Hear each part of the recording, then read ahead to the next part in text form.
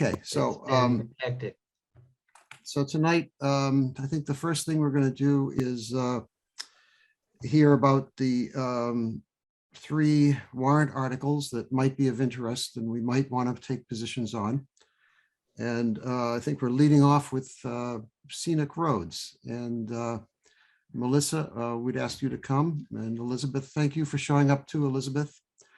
And if you want to make a brief presentation on what it's about, I think we all know, but please. Well, I mean, I hadn't understood I was supposed to make a presentation. It's fine, whatever. I You thought just I was talk us just through it. to answer your questions, but basically, the concept is to provide additional protection for roads that may, for designated scenic roads where there are stone walls and trees. And if there's going to be any reconstruction or construction on those stone walls or any work on the trees, that it would require a public hearing conducted by the planning board. And there are only 3 entities within the town that can present this. That would be the Historical Commission, Natural Resources, or the planning board. You know, with the 9 roads that we have picked, you know, we worked with a group of historians in Concord to kind of evaluate roads that were representative across the town that had maintains relatively a significant number of characteristics that would merit this designation. And we've picked 9: Balls Hill, Barrett's Mill, Garfield, Liberty, Monument, Old Road to Nycaker Corner, Strawberry Hill, Sudbury, and Westford Roads. The legislation, the enabling legislation that allows us to do this was established in 1973.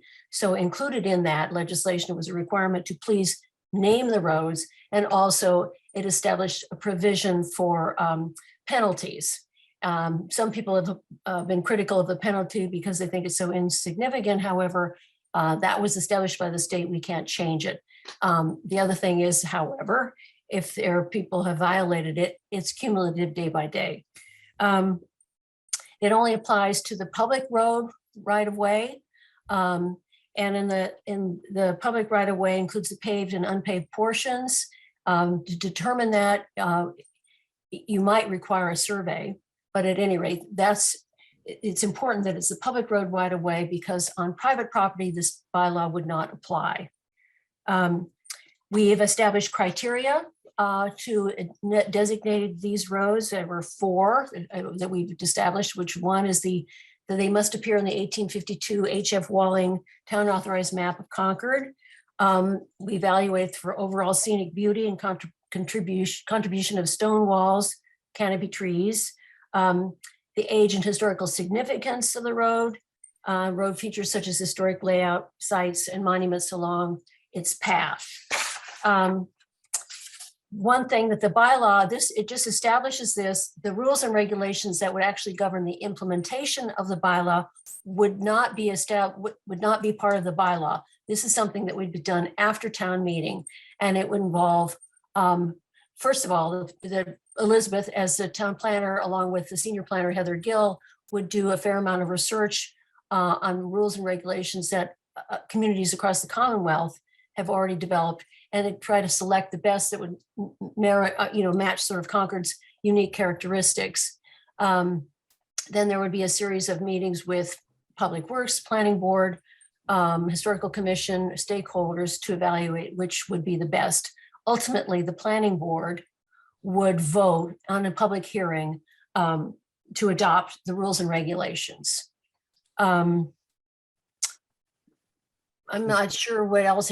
That's sort of a brief overview. That was great. That was a great overview. Thank you. Let's see, I'll lead off. I have a question or two. And maybe Elizabeth may be the person to answer the question. It's got to do with Elizabeth. Well, I'll address it directly to you as the person who's connected to the planning board. Do you see any impact on our ability to make safety improvements to the roads? Because many of these scenic roads are either narrow or otherwise constrained in what can be done with them. So could you just give us some thoughts on that, even though there aren't any regulations in place yet, just how that might play out? So within the bylaw itself, there is an exemption as it deals with public works projects and those required for routine maintenance. So roadside mowing, tree trimming by Public Works or CMLP, or emergency and safety measures.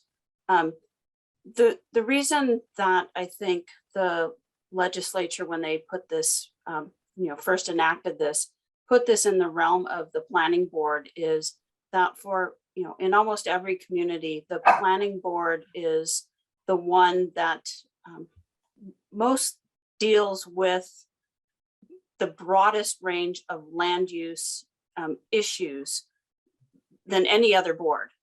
So there's a constant, and it's not necessarily compromise, but there's always a constant dialogue between all of the different aspects of land use, whether it's transportation, affordable housing, open house, open space, historic. The list goes on. Now we have like Concord and West Concord cultural districts. So I think that's the primary reason that it ended up with the planning board. But there's one overarching aspect in community planning that is never compromised, and that's public safety. So I in all the 28 years that I've been doing this, there has never been a project, whether it's been even my time in California, all the time in Concord, town of Boxborough has a scenic roads bylaw. They've had one for a very long time, and that's an aspect as far as public safety. It's never compromised, whether it's in a private project, whether it's in a public project. So I don't know how else to convey that. You can look at a lot of different examples as far as public safety improvements that have been made, whether it's public or private, and so that would be my best answer. Okay, that's good. Let me use a couple of examples. As I understand the bylaw, it's about stone walls and trees primarily, right? So if someone were to propose pavement markings, that's outside the bylaw, right? Correct. Okay, It's very simple. It's any roadway work that requires the removal of trees or removal or destruction of a stone wall.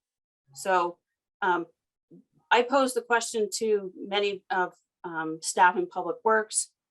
Can you ever remember a town project where a stone wall had to be, removed, destroyed, relocated?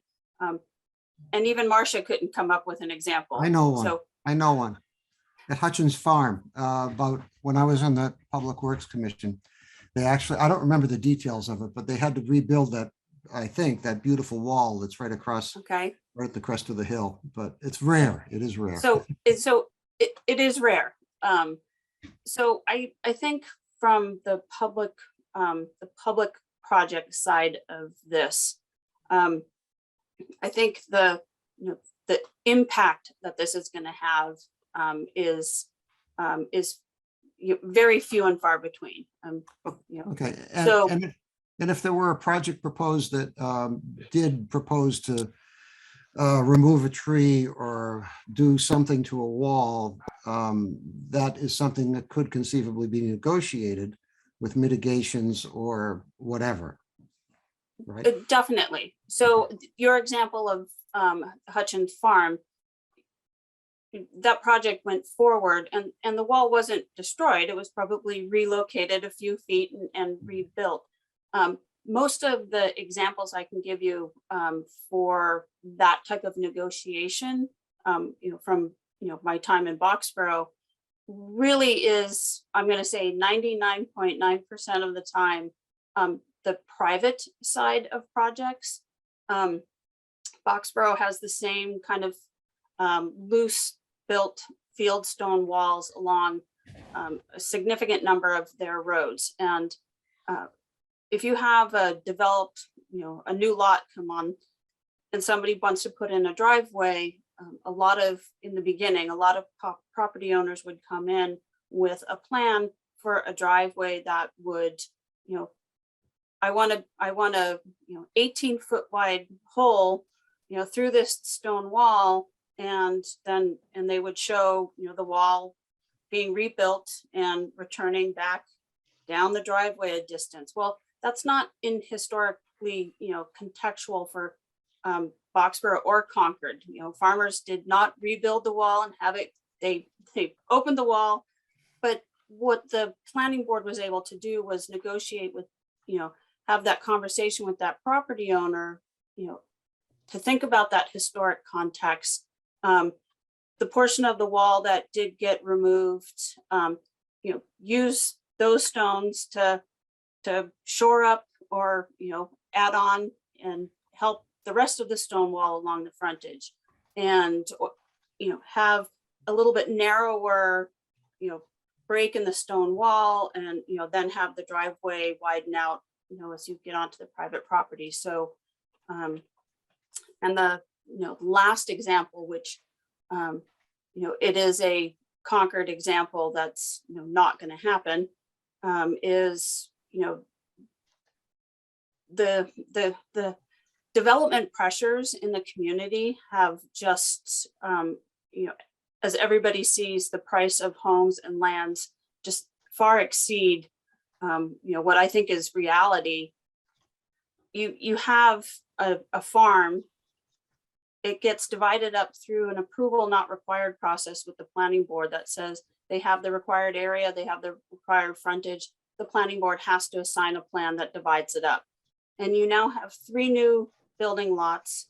There's a historic wall that goes along the whole entire frontage of all the lots. And, the developer is going to put a driveway for each one of them and go through this, go through that stone wall, where in this case, the planning board, they'd have to have a public hearing and that conversation with the planning board, and the planning board could say, you know what, we'd like you to, really, think about this historic integrity of this wall. There's a provision, you can do, one hole, punch one hole through the wall, do a common driveway, and, and actually preserve that historic character. So those are the, type of examples that I can provide. Thank you. Excellent. Okay. Any other members of the committee have any questions or comments? Yes, Kathleen, you're on mute. Yep. Thank you, Nick. I was just wondering if perhaps you can outline a little bit of how we want to proceed through these conversations for our committee. I think it's helpful and so appreciated to have representatives to, that was a great summary, Melissa, for example, quick summary of what it is, and to be here to answer questions. But certainly with each of these articles as we go, I guess my instinct is to say we don't necessarily want to have the conversation become a defending an article, but to have it more be about our committee discussing the article. And what do you think? And yeah, let me, I should have, I meant to say something along those lines and I just skipped over it. I think our duty as the Transportation Advisory Committee, we can do one of 3 things. We can take no position on an article. We can actively support an article and go on public record as supporting the article, or we can go on public record as advising the town not to enact the article. I forget the exact wording, but to not move it. And to my mind, and this is open to discussion in the committee, the real question in each of these articles is, does the article have a meaningful impact, either positive or negative, on transportation and mobility in Concord? okay, as comes within the purview of this committee. So you may like the article, you may hate the article for personal reasons. That's got nothing to do with our discussion tonight. Our discussion tonight is, A, do you think it has an impact that's significant in either direction on transportation and mobility? And therefore, should we take a position? Okay, Thanks, Nick. Thank you. That was very helpful. sorry, I forgot. All good. Okay, any questions, Phil or Kathleen, Michelle, Laura? Dan? Yeah, go ahead, Phil. I have a question, maybe for Elizabeth or maybe for Melissa. I was listening the other day, I think it was at the League of Women Voters, but it could have been at the Finance Committee. Has there been discussions between the Historic Commission or the Planning Department and the DPW about the impact on the DPW budget, and whether or not this, may require some additional funds in terms of their road program, or it's insignificant, or something else? So from a budget standpoint, it has a minimal impact on their budget, because all you're talking about is a noticed public hearing and coming before the planning board for those rare occasions that they would have to, where what they're doing removes a tree or impacts a stone wall for roadway work. So I made a couple hundred $100 a year, maybe. Okay. I mean, So I would point out minimis. that the tree warden already conducts these. And if this bylaw passes, it would be a joint meeting. So that has no impact at all. I would also say that I did call a number of area chiefs of public works. And because I said, is this an onerous, burdensome problem? Because we didn't want to create something that was a problem. And they said, no, there are very few hearings at all. It's not as if they don't have hearings anyway. So there's, it's a very minimal financial, if any, to the work they do already. Yeah, I would agree with that in terms of their existing work. I think, Phil, where it might come in is if there were a major new project proposed that was going to be some, for instance, a realignment of a street that meant, a lot of new infrastructure development, then that would have to be in the budget for that project. So that would be new stuff. But ours is only about a public hearing. Realigning all that stuff, it would only be as it's associated with the public hearing. Right, no, but Right. yeah, no, I'm talking about after the fact. If they have to make mitigations and do something, there might be some investment, but I think that's very suppositional. I don't So think what it I doesn't can, affect existing budgets. so what I can clarify is, when you use the term mitigations, we're not talking about, putting funds into a scenic road account or a stone wall account, or making offsite improvements. The example I gave was exactly it. They may be asked to, if, let's say, like Hutchins Farm, going to have to relocate, a long section. Relocating that stone wall is typically part of an overall project of that size. But as far as other smaller projects mitigation, we're talking about the stones you take out, use those to, repair or, help the rest of the wall. Because what people don't understand is you can't buy new stones for historic stone walls.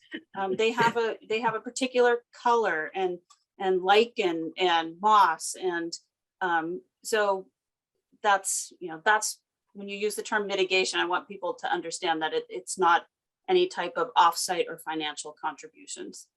Okay. Laura, you have a question? I have a couple. So I saw Kathleen's hand before mine. So if she wants to ask hers first. So I was absent when Melissa gave her first presentation to this committee, and I watched it, and I had a couple of questions outstanding from that, so I apologize for having a list. But I just had a point of clarity. I think that we covered this, but I just wanted to make sure I understood. So road markings for bike lanes, signage alerting drivers to the presence of bikes, would those be included in the rules and regulations that would be written for the scenic bylaws, or that's completely outside the bounds of the bylaw? That's completely outside the bounds of the bylaw. Okay, great. And then, so I want to walk through another hypothetical just in terms of getting to this, a couple of points here. So let's say Old Road to 9 Acre Corner as an example. Let's say that we wanted to construct, the town, we being the town, wanted to construct in the right of way an accessible sidewalk so that the seniors who live in the, complex on Old 9 Acre Corner would have more places for them to walk. And that I haven't actually looked at the street there, and there was some tree clearing that would need to happen in order for there to be an accessible sidewalk for them to walk on. In that case, what would the process look like, given this bylaw? So the process, so I'm not, again, as Melissa said, the process would be, and this is something that I will go back and verify to make sure that the construction of a sidewalk within the road right of way, falls within that definition, of roadway work, reconstruction, and those types of things. So I will verify that. The process would be a scenic roads application would be submitted by Public Works. There would be a joint public hearing with the planning board and the tree warden, because even if the scenic roads bylaw doesn't pass, there would still have to be a public hearing with the tree warden for the removal of public shade trees. There would be a joint public hearing, and in that case, what you may see with the planning board and probably even the tree warden, although I think he would probably be advising engineering as they went forward with a design. Let's say the sidewalk comes, they want to remove a 32-inch, oak tree. The planning board may ask, well, is it possible to retain that tree and have the sidewalk, go, this way, remove, a couple smaller trees instead of removing this large tree. And so have that discussion of, how do you preserve the historic canopy of that road and those larger trees. So that would be, kind of that conversation, but more than likely, you wouldn't even have that conversation because the tree warden would be assisting engineering on how to lay out that sidewalk to limit the removal of public shade trees. But it would require a public hearing, a joint public hearing between the planning board and the tree warden.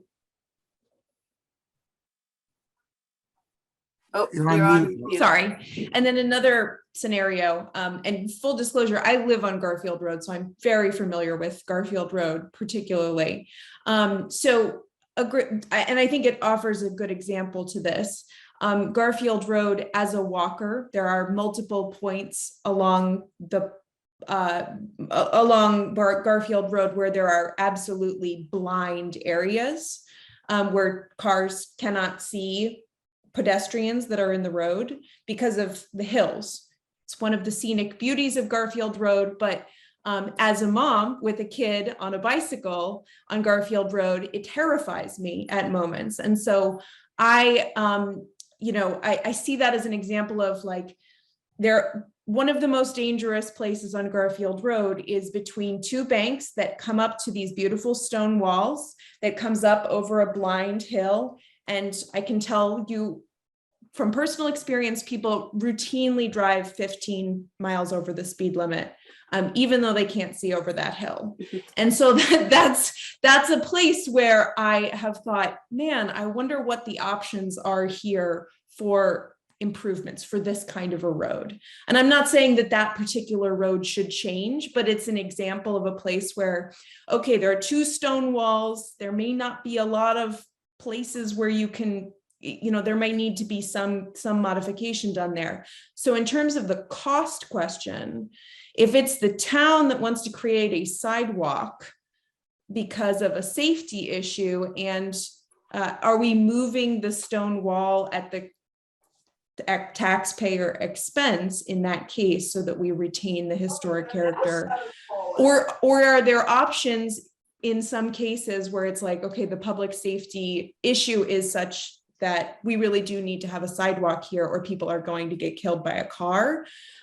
Is that a place where there's room to say, we may need to remove this section of this stone wall in order to make this a safe area for pedestrians and children and cyclists?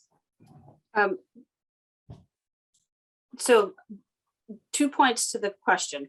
One, again, public safety, public safety trumps everything. It trumps the scenic roads bylaw. It trumps historic districts commission. If there is that level of public safety that needs to be addressed, then it doesn't matter, what bylaw gets, triggered. There's still going to be a process. There's still going to be, a conversation, but there isn't a board or committee that can, say no to a pure public safety project. So I think that it comes down to a question of, what is the project, and just having the conversation, okay, this is what you're proposing, and having that dialogue with people. Well, have you thought about this? Is this an opportunity? Is this a way to limit, that impact, and having that conversation? And if the answer is, no, there's no way to limit that, then, then public safety moves forward. So it's not always just, here's the project, yes or no. There's going to be different people involved, historical commission members, the senior planners. Well, have you thought about this? And maybe engineering didn't think about that. We have amazing engineers, but they're engineers. They're not historic planners. So there's different conversations that can happen. The other aspect that most people have to realize is, I'm going to say generally, most stone walls on especially like Garfield Road it's a very, very old laid out road. Those stone walls are actually defined boundaries between the edge of the public right of way and private property. And the town doesn't have the right to just remove that wall. There's different very old Mass General laws that talk about, destruction of a stone wall as a boundary. I think the fine is like $10 or, it's something weird. But so if that wall needs to be removed to address such a significant safety issue, then that just elevates how critical is to make that safety improvement. If the town is going to go to that level to try and address this significant problem, and proposed to remove a boundary stone wall. So I can't really answer that, directly. I think your specific example of that rise in Garfield Road, because I know exactly, where you're talking. That's a project that's not just putting, in a sidewalk to be able to address that. I mean, you're talking about taking down, the whole crest of that road, which. And just so my neighbors don't freak out, I don't want to remove the stone wall on my Garfield Road, but it just is an example that I can very clearly picture in my mind. But yeah. But something else, the conversation that happens, and if you go up Pope Road in Acton, you'll see, they ultimately finally did get a sidewalk along the whole length of Pope Road up to Strawberry Hill. That sidewalk goes through stone walls and onto private property to preserve, huge trees. And, those property owners granted those sidewalk easements to preserve those huge trees.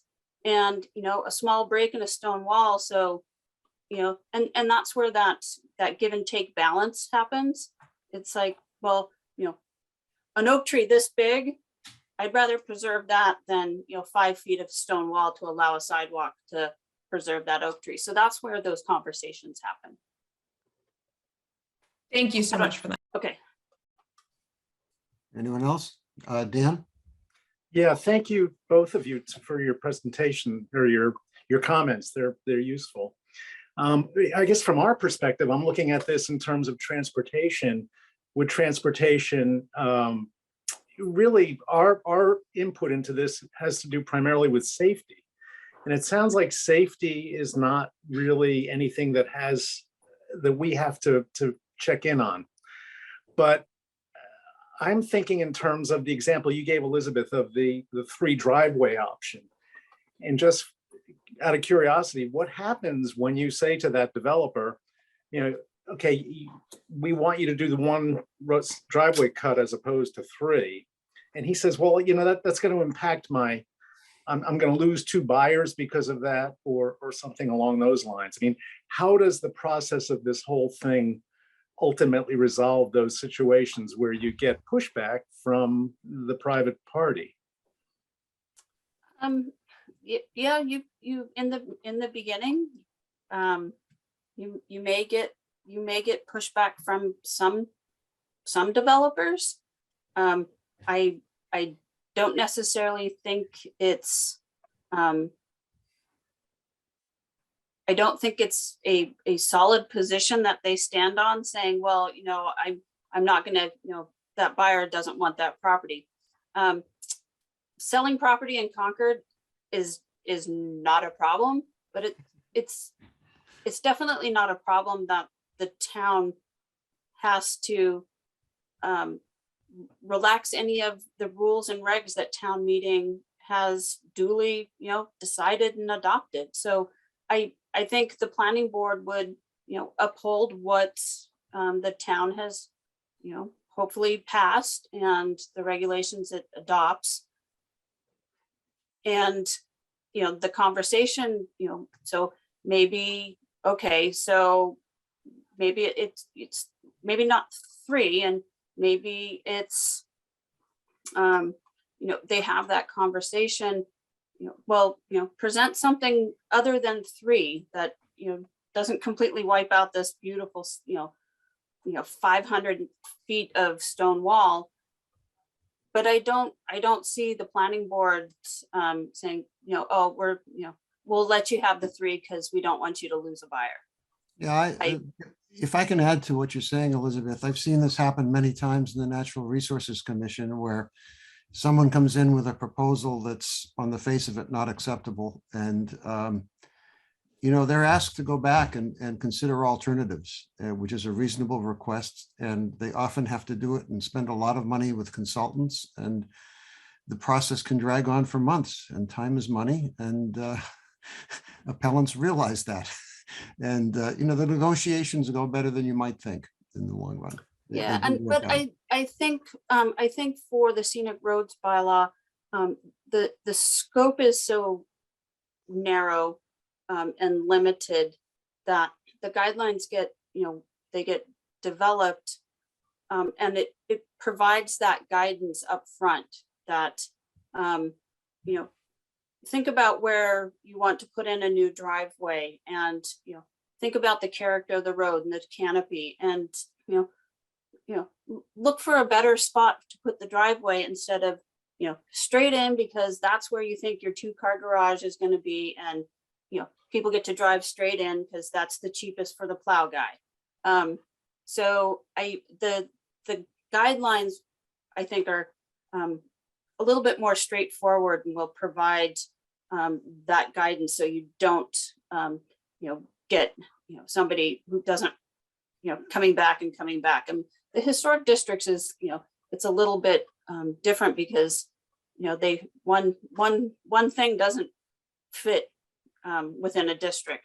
The scenic roads bylaw, I think, is a little bit less challenging. Let's move on. Kathleen, I'm sorry I skipped over you because on my screen, Dan was right next to Laura and I saw him. Go ahead, Laura. Kathleen. It's not a problem at all. Thanks, Nick. My question is it necessary to designate roads at the time of adopting a scenic roads bylaw? Yes. The Mass General Law requires town meeting to specifically basically adopt the bylaw and the roads they want to be designated. So it takes an action of town meeting. They have to all agree, these are the roads we want to be designated. And if down the road, if there's another, somebody says we want to add, I don't know, give me a road. Williams Road. Sure. It has to go back to town meeting. Okay, thank you. And then my other question is, did the list of roads go out for a public presentation, meeting, deliberation, public input process at all? Yes, we sent postcards to every person who lived on those 9 roads and had a public meeting at the Historical Commission. We had, I forget how many, a lot of people, attended that meeting, a lot of people. And, we've also presented before the Planning Board, Public Works. We've spoken to a lot of different groups. We will also present tomorrow evening at the Planning Board. And was the list of the roads changed at all from the public input? No. Okay. Thank you. Okay, Laura, another question? I have one more hypothetical to walk through because I'm an examples person. So Sudbury Road is a road that connects 9 Acre Corners, a small business district, to the center of Concord. And it connects us to the Lincoln Trail network and points beyond Concord. And I see that now. This is also because I live on that side of town. I ride that road a lot on my bicycle. And I know that there is a section of road between 9 Acre Corners and Concord Center that I don't ride when I have my children with me because it's dangerous. And so I'd love to walk through the process of, okay, this Transportation Advisory Committee, we actually gave that one of that stretch of road as we'd like this to be part of our complete streets project that we'd like to move forward to improve interconnectivity between the business districts in Concord. So how does the scenic how does this measure change the process of getting a bike lane, sidewalk, some other kind of multimodal path improvement to Sudbury Road between 9 Acre Corner and the center of Concord? I understand that the engineer is going to already be working with the tree warden because there would certainly be tree work on some of those narrow pieces, but would it significantly slow down the process? Would it add layers of complexity to the project? I just want to understand how it affects a project like that. So it doesn't it doesn't add any, complexity to the point where, the engineering division has to do something above and beyond what they're already doing. Again, it would just be having that joint public hearing with the tree warden would be required. And I think and again, it's not really a complexity. It would be just that conversation of, adding a bike lane is different. If you want to just widen the pavement to be able to have, a bike lane, there's not much negotiation or conversation you can have, because it just needs to be widened. So, again, that's where you get into that public safety improvement and that balance that the planning board is always trying to strike, where the historic character, when you're trying to provide for that multimodal ability, there is no other alternative. The road widens and the trees have to come down. But for like the sidewalk example, is there a way to shift the sidewalk one way or the other to try and preserve that tree? And that would be the only complexity that I can see happening. So the only additional step is one additional public hearing with the planning board and the tree warden, where the public hearing with the tree warden is already required under. It's already required under the town's public shade tree bylaw. Any public shade tree that is to be removed requires a public hearing with the tree warden. So there isn't actually an additional meeting required. It's just sort of an additional lens to look through when you're at that public meeting. Correct. So the planning board would be there with the tree warden. It would be a joint public hearing. Okay, so it would just be a joint hearing instead of just a meeting with the public tree warden. Correct. Got it. Thank you. Yes. I'm a little slow tonight, so thanks for no walking us worries. through that. No worries. Okay, I don't see any. But other if hands. anybody's interested, I think the Bruins just scored. I can hear my husband upstairs yelling. Thank you. Okay, I don't see any other hands up from the committee. So I think we could, right? Okay, so we can move on to a discussion. And I think the discussion is, committee members, do you see that this scenic roads bylaw has a significant impact if it were implemented, either positive or negative, on transportation and mobility in Concord? I take silence as a no. Dan? No, I don't see that our primary focus on this sort of thing would be from the safety aspect. And I don't see that the bylaw really impacts our overview of safety issues in as much as, safety trumps this bylaw. So in that regard, I'd be inclined to probably take no position on it. Thank you. I'm Kathleen? Go ahead, Michelle. sorry, I was just gonna say, I'm inclined to agree with Dan as well. I mean, I think this is super helpful to review. And I think through all of the questions helps to better understand it, but it does feel like, to your point, if safety will trump the bylaw, then it doesn't, I feel like it's not either, maybe it doesn't make sense to take a position and or to potentially support, just knowing that it won't necessarily hinder work that we may be asked to provide a view on. So, sorry. Anyone else on the committee? Kathleen?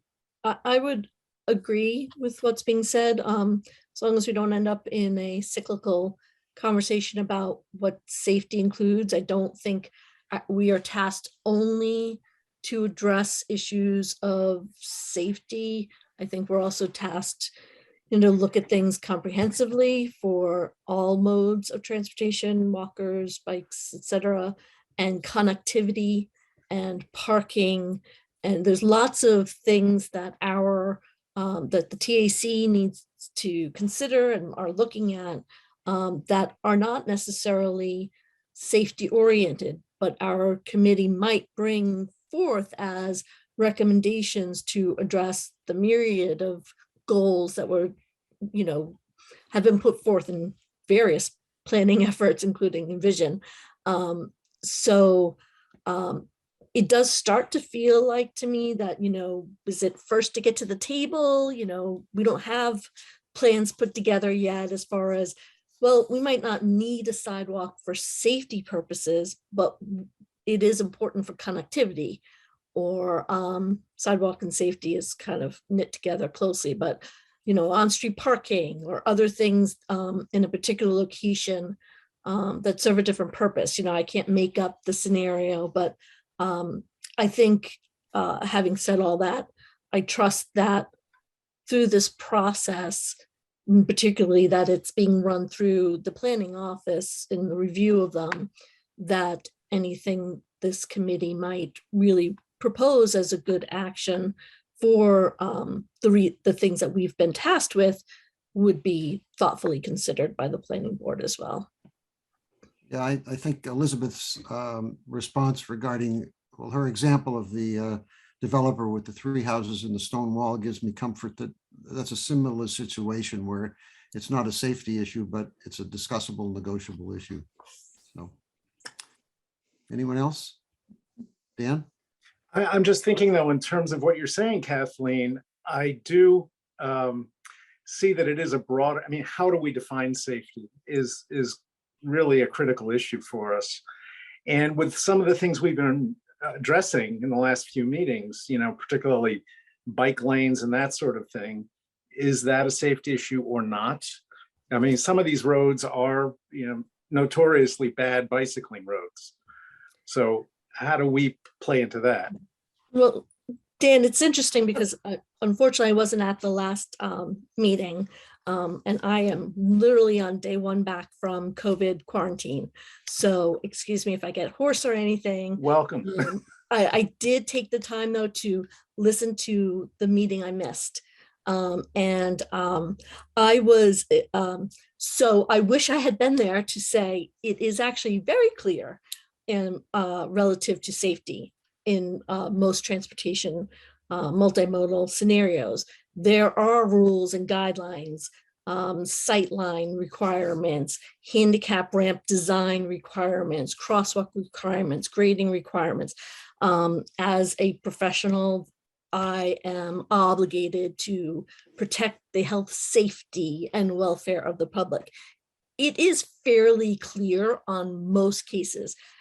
There's a separate thing though from safety and a perception of security, which I think is what Laura was touching on. And many times users of a space, a corridor, walkway, roadway, bike lane, whatever, does not have, the user doesn't feel safe. They don't have a sense of security. And I think we would probably all agree on this committee that we definitely feel responsible to address both when we think about each of the different tasks we take on. So while I think safety is pretty straightforward, there are rules and regulations you need to follow. A sense of security is sort of harkens back to what Laura is feeling like with her child on a bicycle on a hilly road. And it is, I think, equally important. Elizabeth, you wanted to Nick, respond? so I agree with there's very clear engineering design practices that deal with safety. But also getting back to that land use aspect that the planning board always grapples with all these projects, perception of safety is actually also a measurable safety item. And to Laura's example, the actual speed of vehicles on a road is not a perception in the planning realm and with the planning board. It's an actual design consideration. And so to outside of the, the whole scenic roads bylaw conversation, the planning board, should the budget pass, there's funding in there to update the subdivision rules and regs, which right now, I think you have to have, a 3-foot grass strip between the road and the sidewalk. In the planning realm, that does not offer any level of perception of safety. So, the planning board is looking, to have, it's, a 5-foot grass strip, which does provide that, actual and sense of safety. So in the scenic roads perspective, again, that's where, the conversation as far as safety, I don't think, there would ever be a conversation where, well, instead of, removing a section of stone wall to be able to, meander a sidewalk, we want you to just put the sidewalk right next to the road. That's something that the planning board's already considering not allowing at all. So, so they have that real understanding of that perception, because it's, and I also think when from tax perspective and that multimodal, that connectivity, that's something that the planning board, tries to do now with, with every project. And even the example where maybe the town wants to do a new little parking area off one of the roads and you have to go through, the stone wall. Once again, that scenic character, if cars are, parking all along the roadway and destroying, and eroding the side of the road and having one little parking area, that's actually a benefit to the scenic, character of the road by having the cars go off and letting that roadside and the trees and everything, thrive. So I think that's where, even to your perspective of what TAC is, looking at beyond safety, that's something that, you go through the action items in the Vision Concord, and I think there's, 351 action items, and either the planning division or the planning board is named in 132 of them. So Thank you, Elizabeth. And just to be clear, my point was, I trust in the planning board to have those same goals. So Okay. I appreciate what you're saying. Okay, Great. thank you. I feel I need to wrap this up so that we can end the meeting before 11 p.m. At our current pace. That's what I'm forecasting. So unless someone has an urgent share, I'd like to wrap this up. And does anyone want to make a motion about whether or not we do anything? We can discuss the motion and then take a vote. The motion could be to not take any action, and the motion be to support, or the motion could be to be against this article. I'd like to make a motion for the TAC to express their support of this to the select board. Is that the right way to say it there, Nick? Okay, so you feel that this has a significant impact on transportation and therefore we should actively support it. I do. Does anyone second that? Can we discuss it, or are we just looking for a second? Well, I was looking for a second. I don't know, procedurally, does anyone know? Elizabeth, you may know. Does the I haven't read discussion come before the Robert's second Rules of or Orders after? recently. Elizabeth, you have more experience. So if somebody makes a motion and it fails to get a second, then that basically that motion fails for the lack of a second. And then somebody could make a different motion. Or somebody can make a motion and somebody can second that motion. And then there can be a discussion and a vote, and the motion can fail or be passed. Generally, at least for the planning board and the Board of Appeals, they have all the discussion beforehand, so that when the motion is made, There's a clear sense of what. there's a the- clear sense. So, Right, okay. From, Okay, thank you. go ahead. Michelle? I was just going to ask, I know we typically have public comment sort of at the end, but just also a question, procedural question is, would it be good to have public comment No, before we? I do not No? want any. Because, for two reasons. One is this is our decision and, you've had time to prepare and we've had time to discuss. And I don't personally see, there might be some value to public comments, but I don't see it as a necessity. Well, and- without a second, Nick, then, can we, is there no second? If there isn't, you can make another motion. Okay, then I would move that we take no action on this bylaw. That we take no position on it. that No we- position, yes. Is there a second for that? I second that. Okay, we have a second on that. I third, sorry. Support that, yeah. Okay, we can discuss it or we can move to a vote. Does anyone want to discuss it? I think we've already discussed it, but I don't want to cut anyone off if they want to say anything. Okay, we'll proceed to a vote. How do you vote, Michelle? Do you vote in support of taking no position on this article? Yes. And let's see, Laura, Yes. Phil? Phil, you out there? Yes, I support the motion. No position. Okay, and let's see, Michelle, we did Michelle and Laura and Phil and Dan, I'm sorry. Dan. Yeah. I support the motion. Okay, and Kathleen, I support the motion. and I support the motion. So unanimously, we take no position. Thank you very much, Thank you. both of you, Melissa Thank you. and Thank you. Elizabeth. It was Thank you. very, very helpful. Thank you for coming, Elizabeth. Appreciate it very much. Thank you. Have a good night, everyone. Good night. Thanks. You too. You too. Okay, now we move on to the second, which is Phil, who will not take part in the discussion, but he is here to tell us about the proposal on the Reformatory Branch Trail, the article, and as the sponsor of it, and answer our questions on it. And Phil will be taking no part in the discussion or any vote that we take. Phil? Thank you, Nick. For the record, my name is Phil Posner. I live at 223 Losbrook Road. I'm a member of this committee.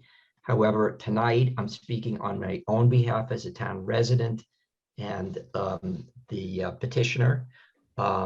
So my comments don't reflect any policy decision or deliberation of the TAC. I also want to say to the committee, you all have this, but for the record and for folks listening in, I am permitted to participate in this discussion and in this matter. I reached out to the State Ethics Commission and received written communication from the State Ethics Commission with regard to my participation in this fashion. I filed a disclosure of appearance of conflict of interest as required by Chapter 268, 268A with the Select Board and the Town Manager. All of that information is a matter of public record. So if anybody wants to take a look at that, it's available. The sum and substance of the guidance by the State Ethics Commission attorney is that I don't check my First Amendment rights at the door because I'm a member of this committee and I may certainly speak before it. So having said that, thank you again for the opportunity to speak.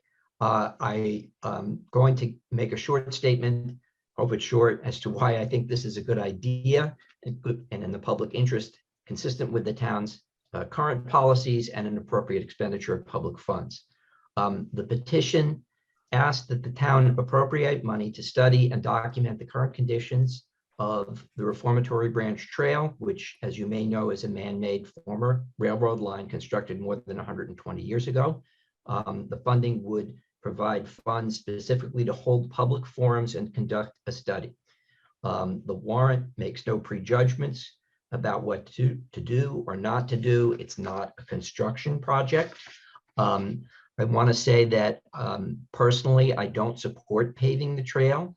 And should eventually improvements be made to the existing multi-use path, state policy does not require asphalt paving.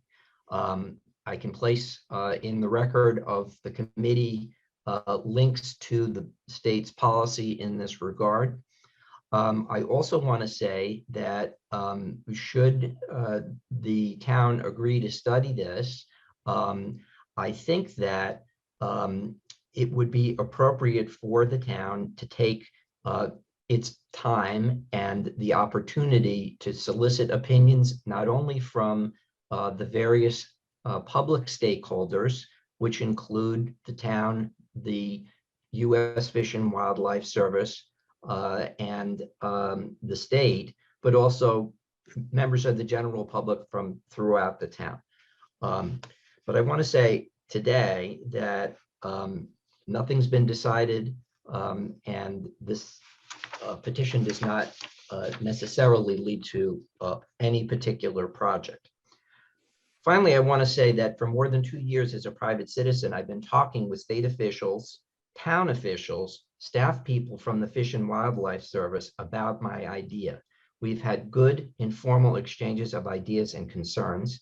And as a result of all of those discussions, my takeaway is that a public process where people have an opportunity to participate that's funded so that we can have folks who have appropriate credentials guide the conversation.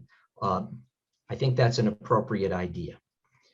So I have a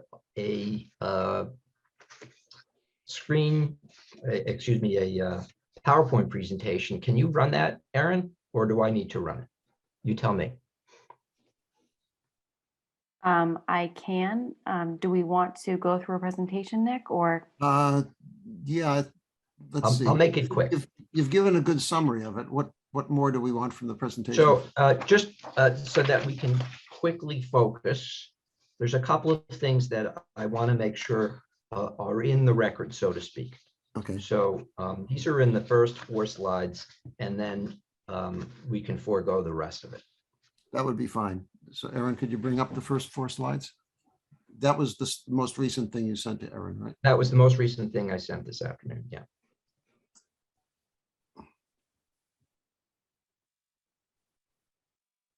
And the reason why I wanted to bring up these 4 slides, first is to place this in the context of where it is in the town.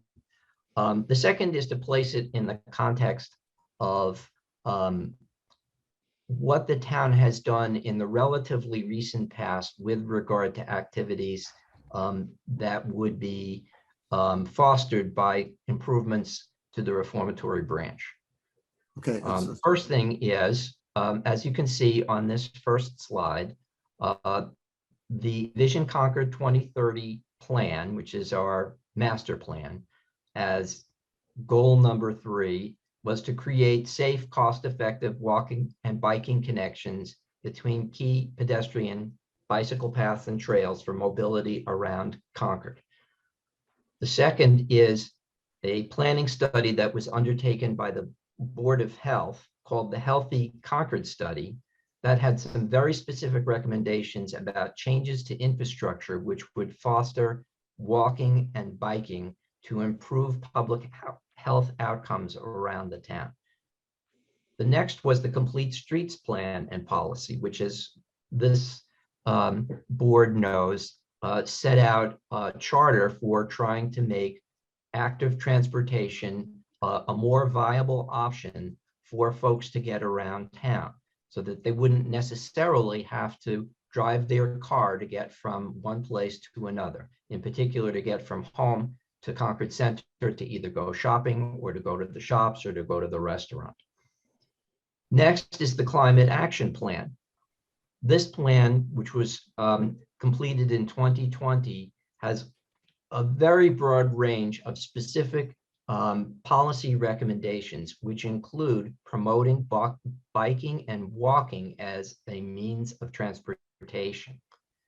And finally, I want to mention a statement from our DPW director, Alan Cathcart. This statement was made in connection with a request for support that was requested by the town of Bedford DPW with respect to undertaking its improvements to the Reformatory Branch Trail.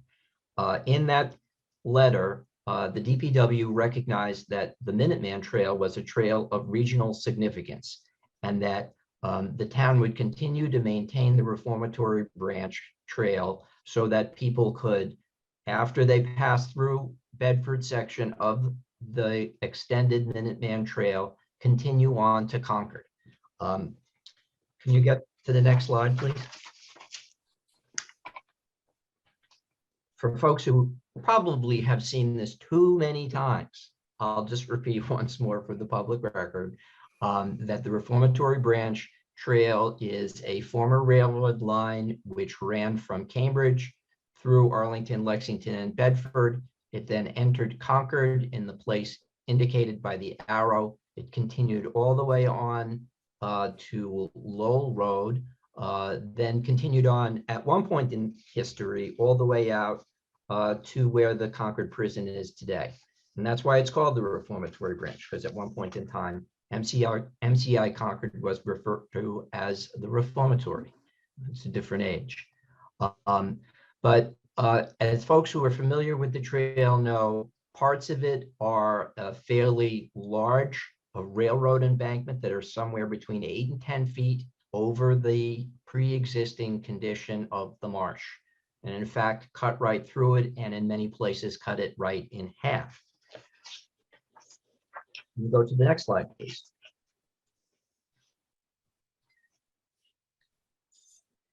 This is just reiterating that these various planning studies, which were done in the 21st century, promote biking and walking as a means of active transportation, something that is directly related to what the Transportation Committee's mandate is to examine.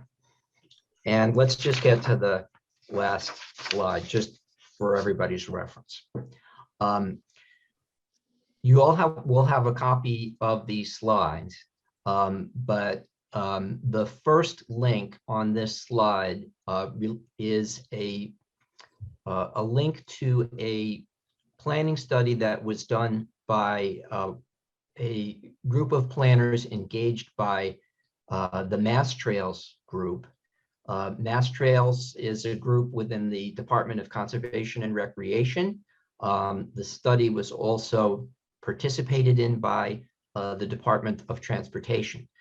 The idea of the planning study was to examine what the environmental and economic impacts are of 4 different multi-use trails in the state. And as you can see, it might be a little hard for folks at home to see, but the 4 trails are the Minuteman Trail, the Northern Strand Trail, which runs from the inland out to Lynn, the Norwottuck Trail, which is in Western Mass, which runs from Amherst to Northampton.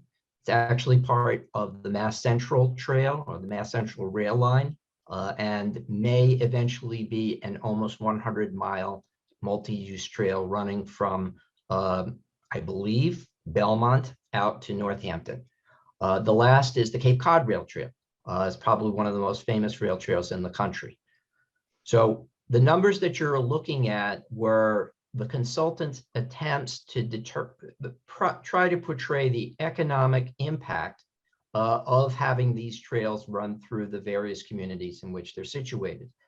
The numbers are guesstimates, but the general takeaway that I had from this planning study was that having a multi-use trail either leading to or in a town has a positive impact on the economic life of a town.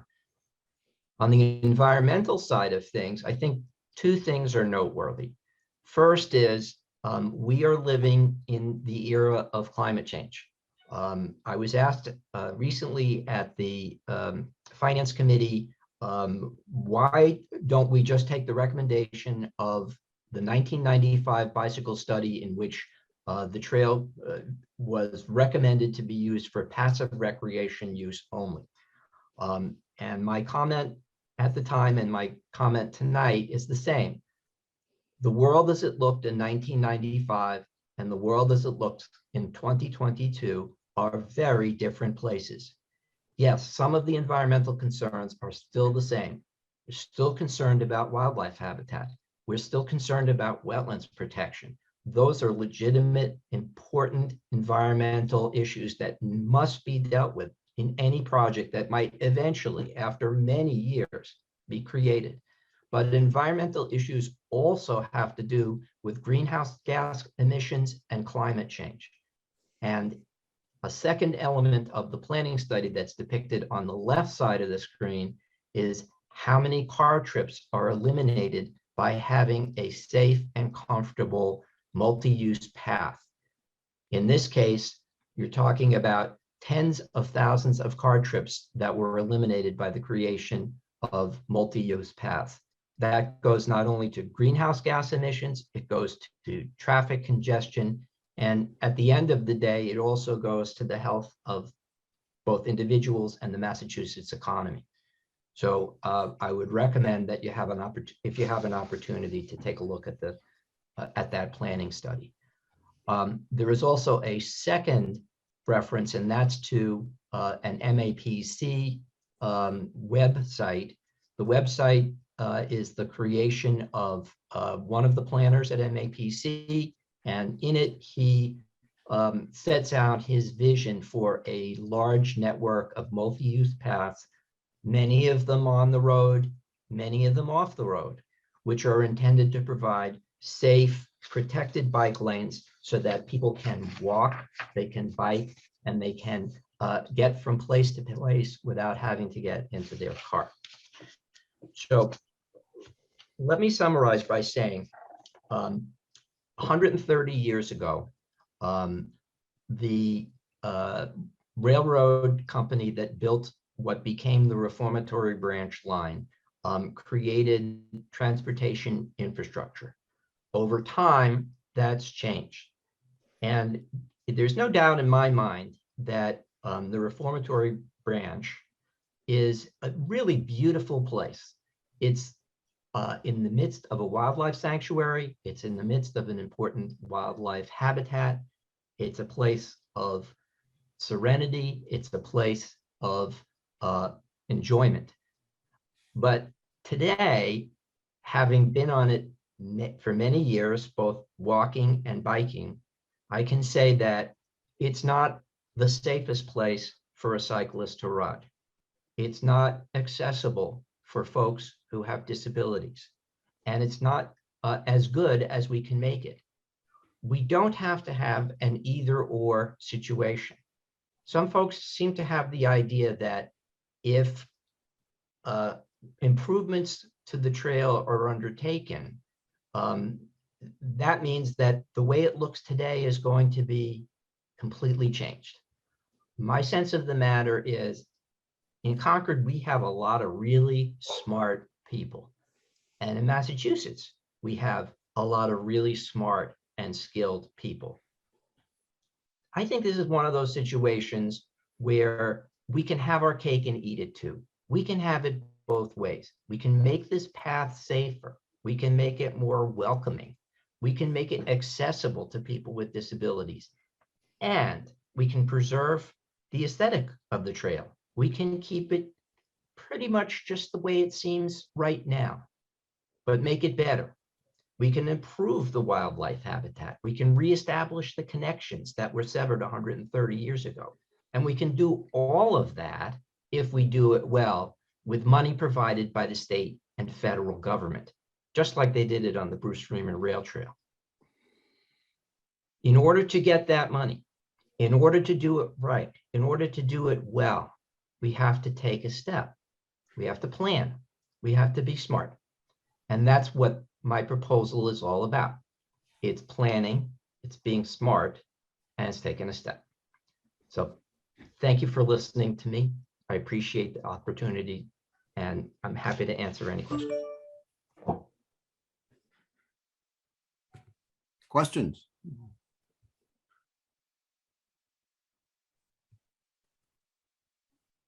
From anyone on the committee? Kathleen, Thank you. Oh, there you are. Um, Popped off my screen and I didn't see your hand. Sure. I guess, Phil, the first thing that would be helpful to understand is the term of being a feasibility study, which implies that you want to see, you know, present alternatives of what is the best way to make something feasible. And it seems that it reads more like you're looking for an improvement plan that you want developed and implemented to improve and maintain the trail as a specific type of trail. I'm not quite sure if the trail committee has identified the Reformatory Branch Trail as a certain type of trail to which the the Reformatory Branch Trail should be kept at a certain quality, character, material, etc. And so I'm not, I'd like you to clarify if you're looking for this to be a feasibility of the trail to be X or Y, and X or Y doesn't seem to be defined, or if you're looking for a plan for improvements, and then to what degree.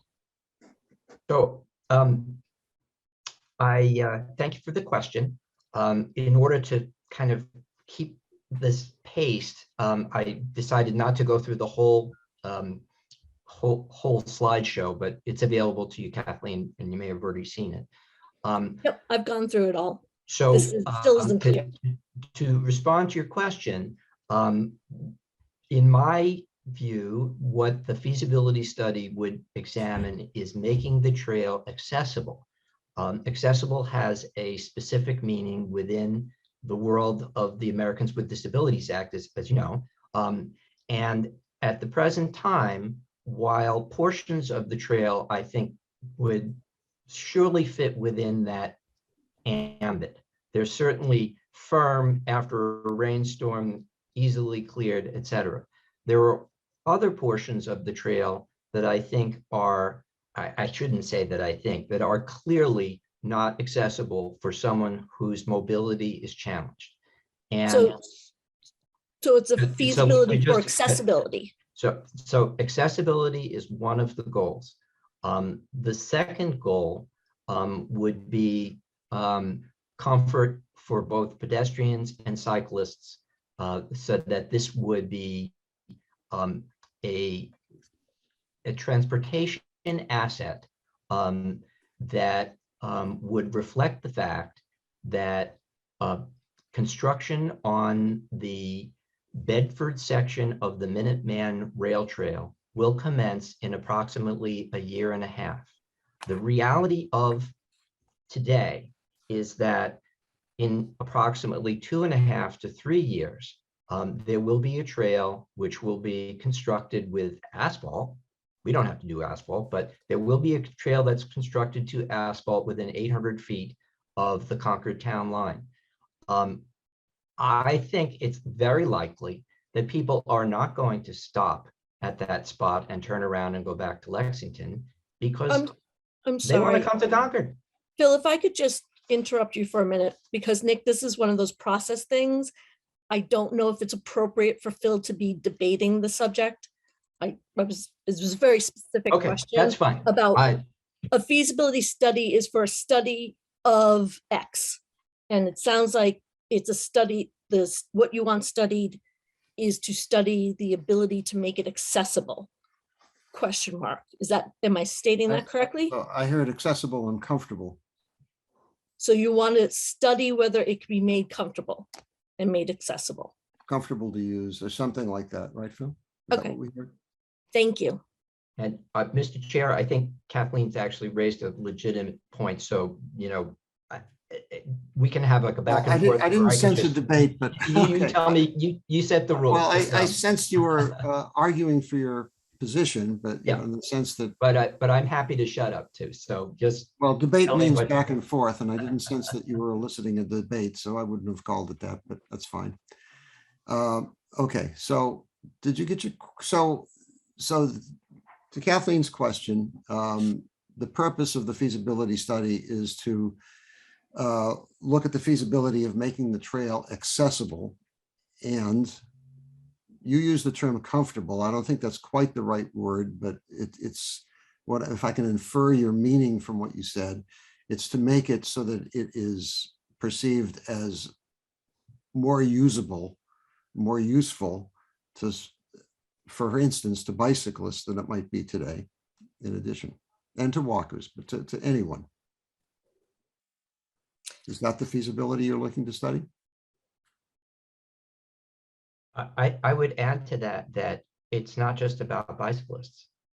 It's Yeah, I really- tried to add that. I'm sorry. Yes, any There, user. there are many people for whom this is not a welcoming trail. Okay, And, you know, that's not just bicyclists, that's people who, you know, today, if you wanted to roll down in a wheelchair, it would be very difficult.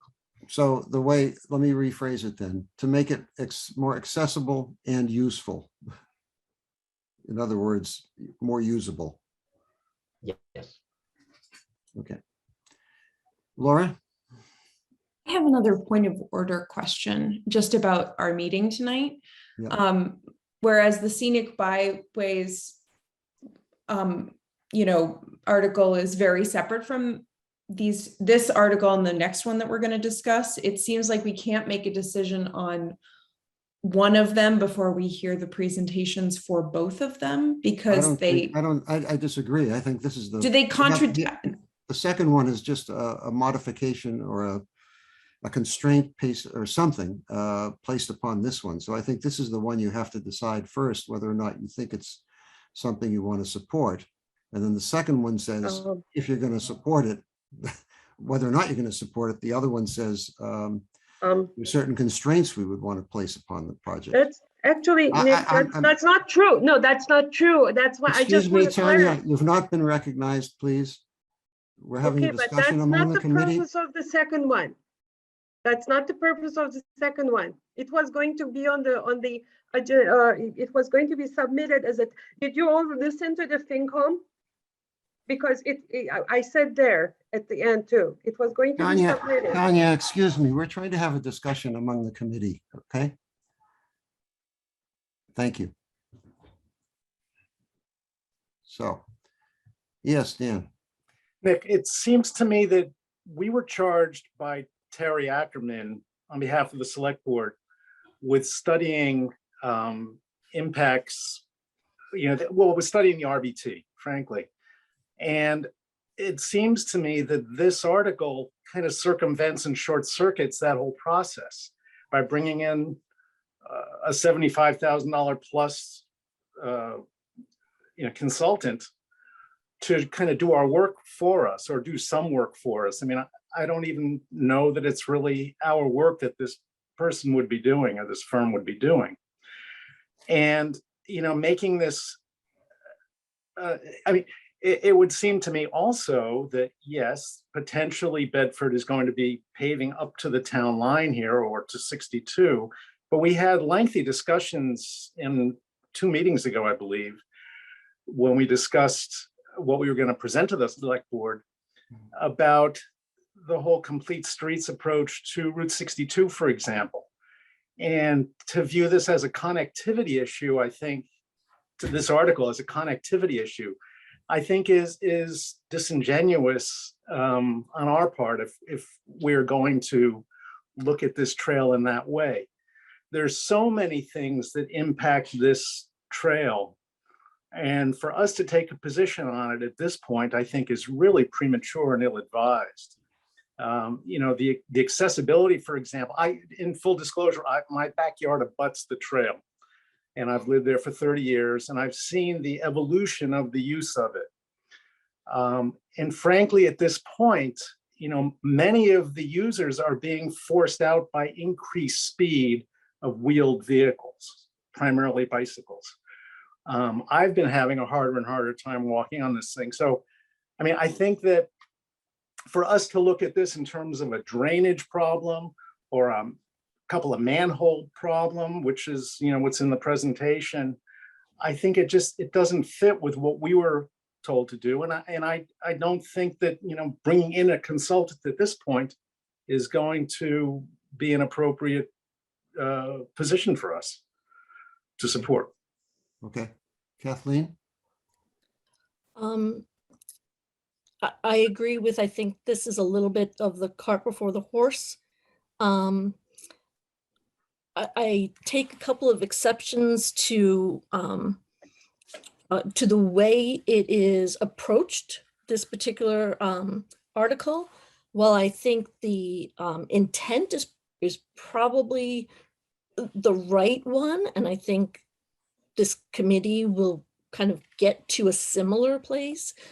Some of the things that I don't feel are consistent with what we're discussing is that it seems there's a presumption that the connection, a connection, we know we want one to Bedford, to, town center in some way, somewhere along parallel to Route 62 or on it.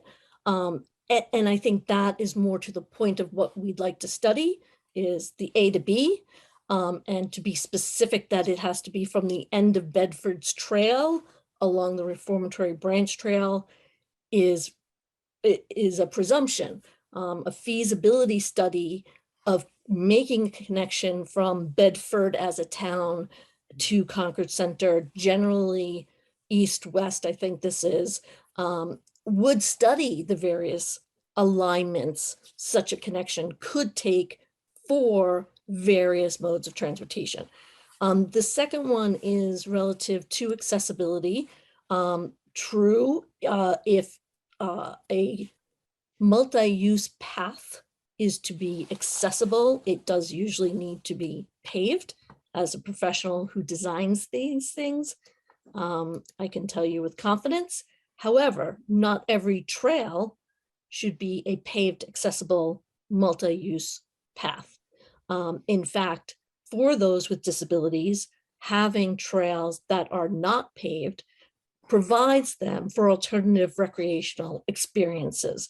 And I think that when we really get into these studies as far as different connections and trails and multi-use, we really need to be working closely with the Trails Committee, DPW, and even the Recreation Committee. And I'd like to suggest the scenario is that, there are wheelchairs that can be used on more natural trails.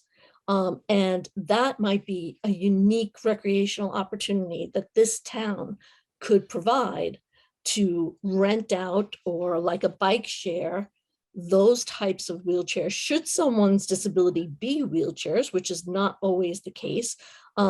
There is also technology for those who have visual and hearing disabilities. And visual clues that could be added for the elderly. So there's lots of things in trail design that can help those with disabilities that do not necessarily mean it's paved for typical wheelchairs, and could actually, for our community, provide a really unique opportunity for connectivity, and for those with different challenges. So I feel that our committee, as Dan had mentioned, wants to look at this broader connection. And I think we really should be thoughtful as to whether this particular trail needs to be used in all of the same ways as a multi-use paved trail. Phil mentioned about getting funding for projects, and some types of funding might necessitate paving a trail, but there are lots of other funding sources that do not. And I just wrap up in that there's many both federal, state, and interest group, not-for-profit groups that have trail design standards for trails that are not paved. So I think that when the TAC gets around to studying it, we can kind of start to tackle some of those questions. But I think it is too soon. Thank you. Laura? Laura? Well, I recognize that I've spoken a lot. So if Michelle has anything she wants to add to the discussion, I don't want to hog the floor. Okay. Michelle didn't have her hand up. Go ahead. Yeah. I just like to make space. So I'm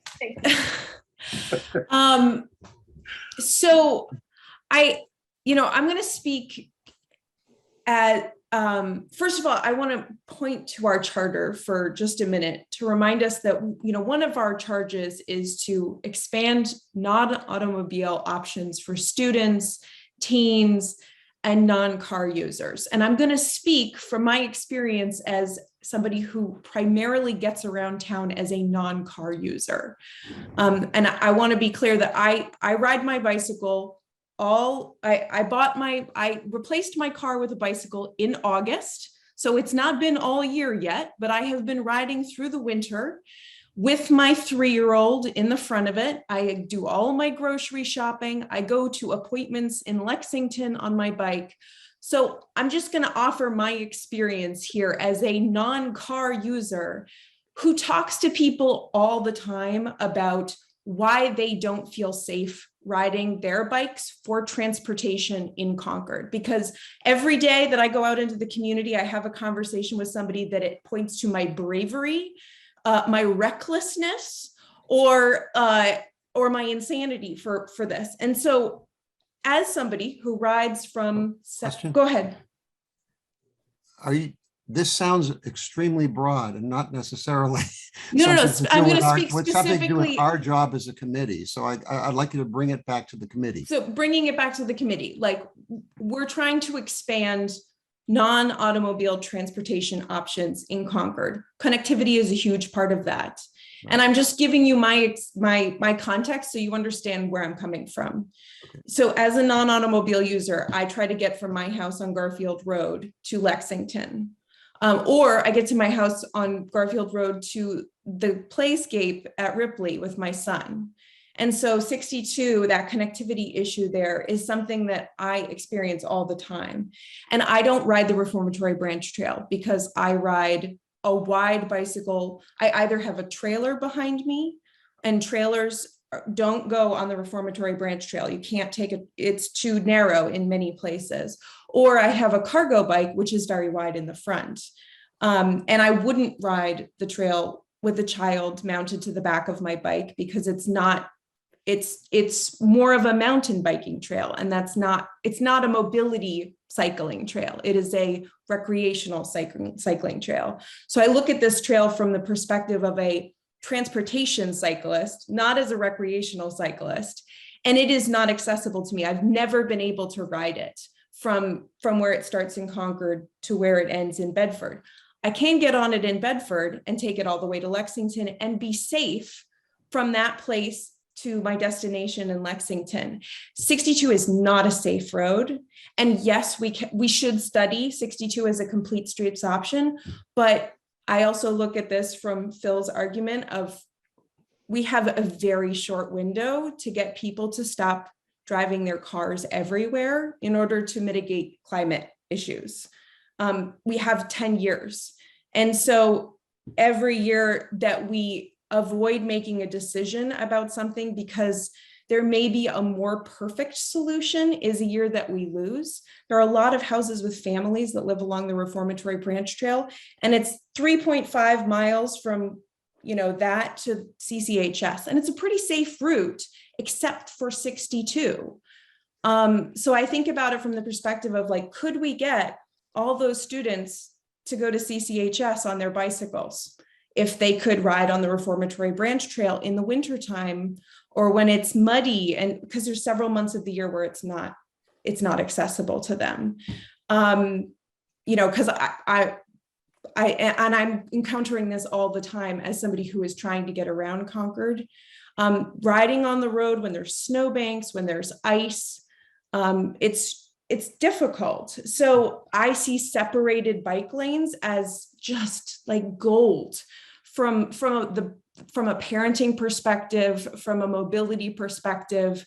Even if we can widen 62 and put in strips of paint, I don't think that there are that many parents who are going to think that their 15-year-olds are safe on 62 because they're protected by green paint. So that's how I see this project. I'm sorry, I don't get it. Are you saying that we should accept any project that comes along that's gonna No, have people bicycle more? Because I'm not really getting your point. I'm saying that we should have structures around town that make people feel like cycling is an alternative to car transit. And for the folks that live on that Bedford line, So I don't. as I perceive it, Phil's proposal doesn't do that. Phil's proposal, the feasibility he's looking for is not that. It's a different thing.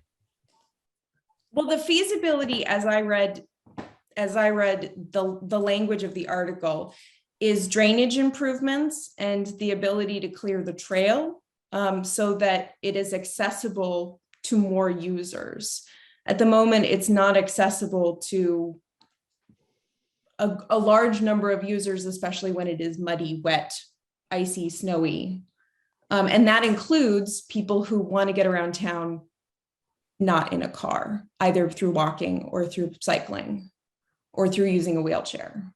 Okay. Can I just, Laura, how do you get to Ripley? Because I know when I go to Concord Center from 62, I take Old Bedford to Lexington Road, and that's another route.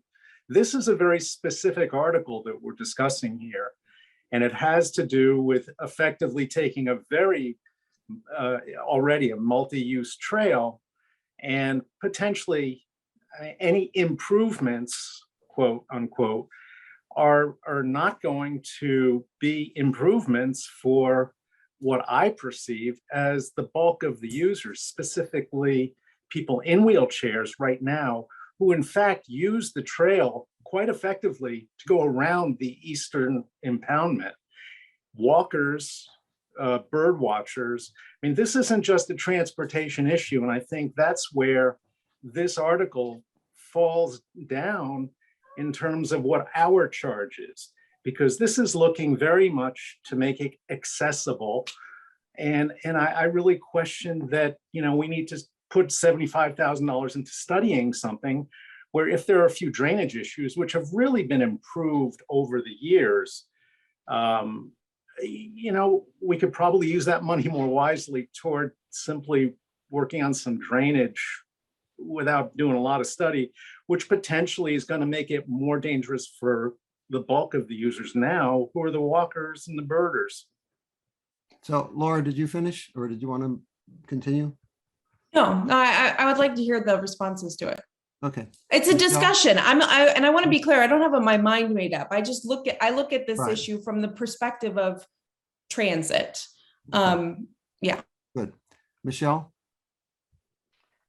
Thanks. Yeah, I was going to ask, and apologies because I feel like I'm backing up a little bit just for my own clarity. Maybe a question for Nick or Aaron is, I guess, what are we seeking to sort of accomplish here on this as a committee? So is this similar to the last discussion, which is we need to either sort of agree to sort of support, not support, or Abstain. or abstain.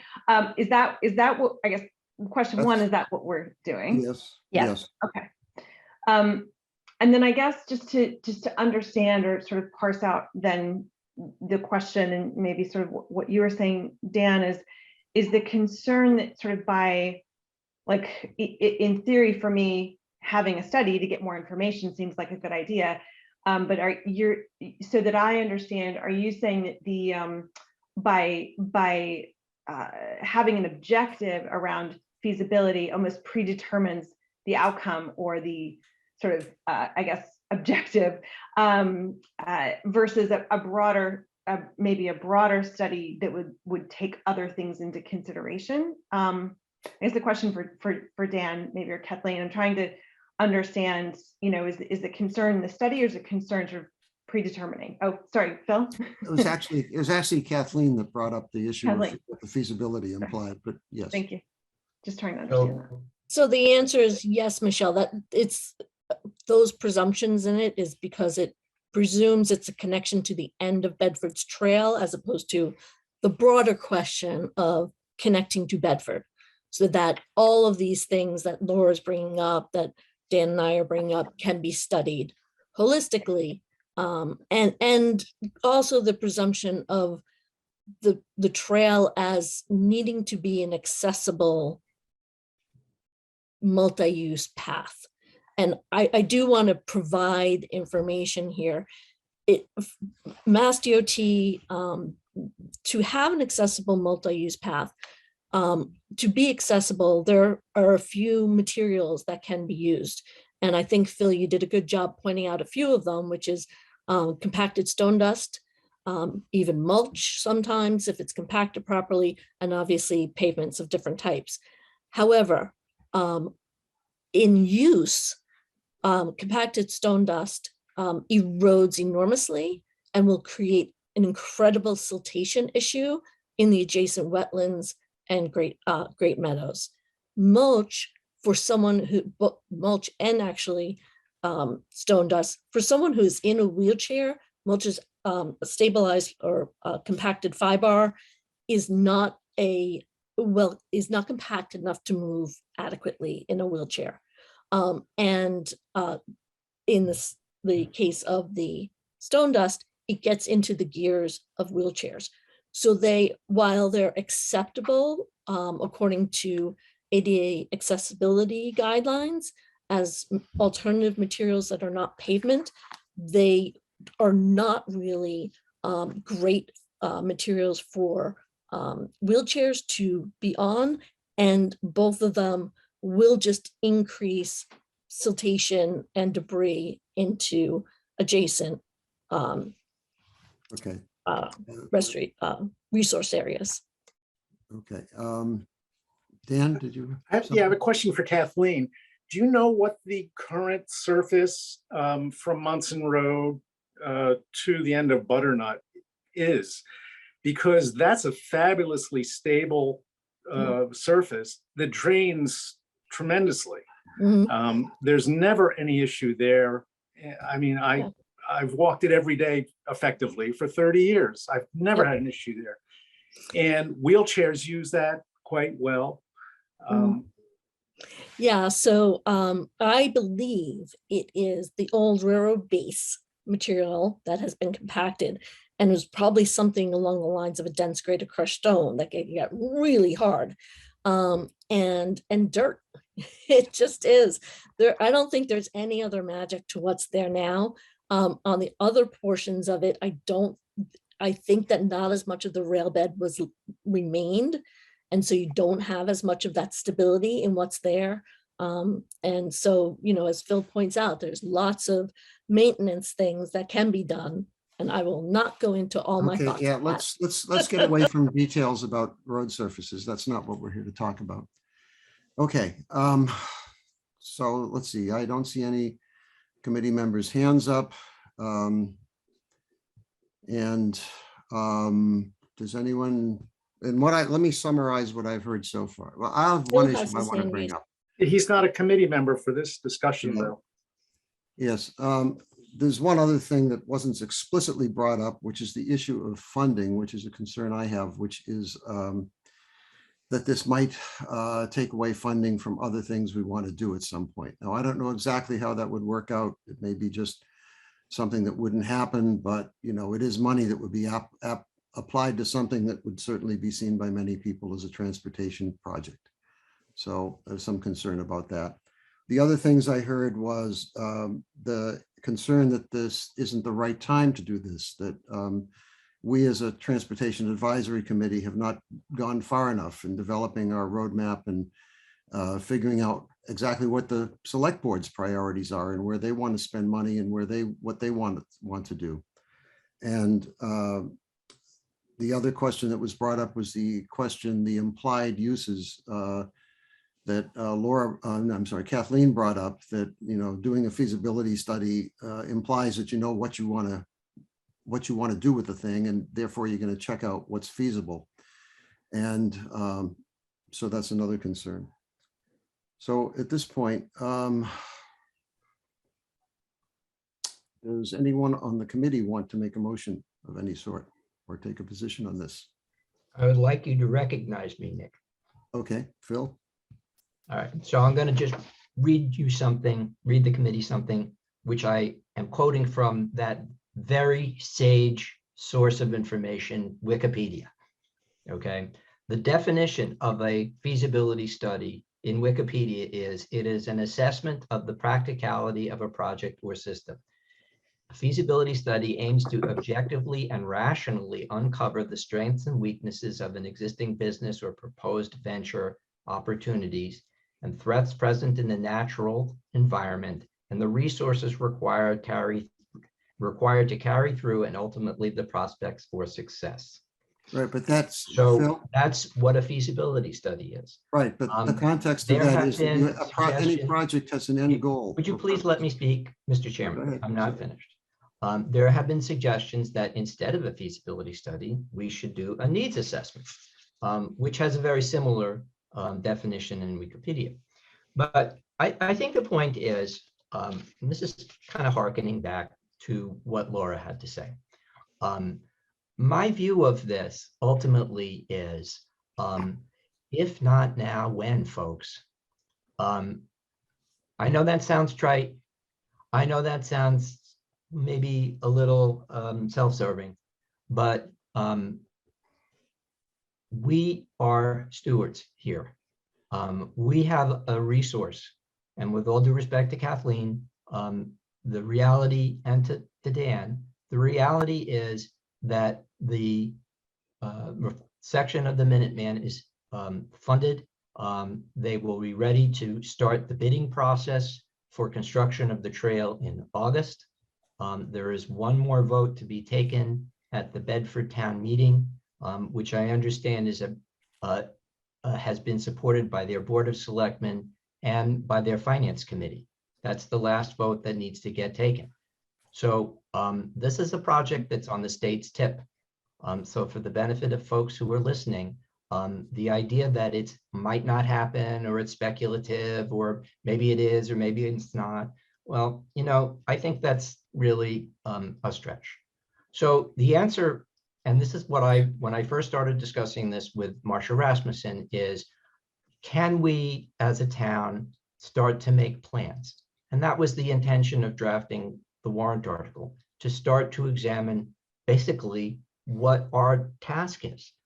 And with respect to the concern about $75,000, I can only say that the federal government passed an infrastructure bill of over $1 trillion, a large segment of which is earmarked for active transportation projects. So if our town is ready, willing, and able to take the money that will be made available to us, there will be money. Phil, It's not an Phil, proposition. Phil, you cannot guarantee that. Of Kathleen? course I can't guarantee it. Okay, but then it's you know, irrelevant. It's irrelevant.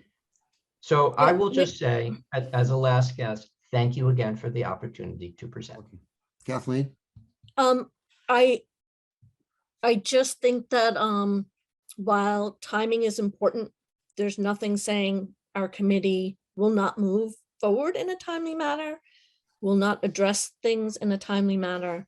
And I think what Bedford does should have, while it's informative of all our surrounding towns, their timing on paving should have no relevance to us deciding to do the right thing. That's Okay. it. Dan? One question. I believe the FinCom did not come out in support of this measure for, well, I don't know what the exact reasons were, but it's my understanding that they did not support this measure. That's true. So, I mean, it seems to me that finance is an issue with this. Certainly, I guess there's lots of money floating around in various places we may be able to grab, but at that level, it hasn't been supported. And certainly, Phil, I appreciate your passion for this, but as Kathleen said, we're all interested in studying the connectivity issues. It's just, this is very specific to one trail. Okay, I think And- let's see, conversations with Phil are a little out of line, so let's not do that. Okay. Well, Fair enough. I appreciate Kathleen's view that, and agree with it, that we are talking about connectivity. And Okay. this is very specific to one trail. Okay. So do we, anyone on the committee want to take a position on this, make a motion? Either in support or negative motion to not support, or to take no position. I do want to, we got a lot of letters about the turtles. And I do want to acknowledge that I would like to understand this issue better personally, because I do see the trade-offs here, just in terms of this particular trail. I don't know if the feasibility study would allow for us to better understand how those issues come together. One of the questions that I have about this particular feasibility study is we don't currently have a transportation planner in the town. And we as a committee, I'm wondering if this is an opportunity for us to study a piece of Concord that is of great value in multiple directions. And I do want to ask that question of I wonder if somebody on the committee has more information than I do. We received I don't get what you're asking at all. I'm sorry. We received a letter from Brian Windmiller. who's on got 20 years of experience. of it. Right, who lives in the neighborhood and provided quite a lot of great information in the letter. I think Erin sent it to all of us today. Okay.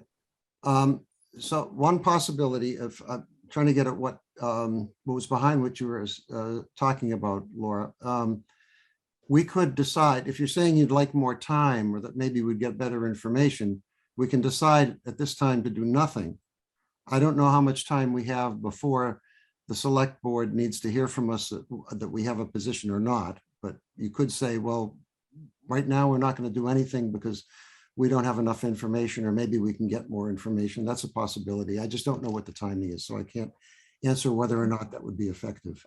That was, Phil, that was going to be my question as well. It's like, I just personally feel like I don't, it would be good to get more information, or I know it's 9 o'clock at night, right? So we can't really continue to cover. And it's difficult to, I don't know how we can do it in a way that's, I'd like to understand it better, but it's also difficult to not be able to have a dialogue with Phil. So I don't know what the mechanism for that is, but I personally, I just feel like I'd like more information. It's difficult to sort of say one way or another at this stage.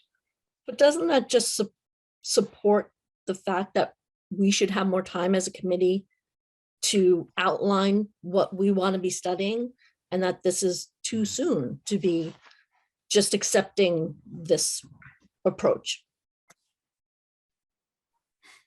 Yes, yeah, possibly, especially without, without understanding a sort of broader budget considerations as well. So I feel like it's sort of in isolation, so. So are you making a suggestion there, Kathleen, or? I move to not support this article. And I'll second that. Okay, any discussion about that?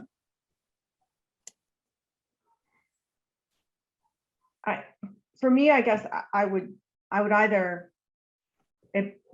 abstain for now, or not support at this time, even though with more information I might support it. So that's complicating the vote, I know, but that's where my position. I feel the same. I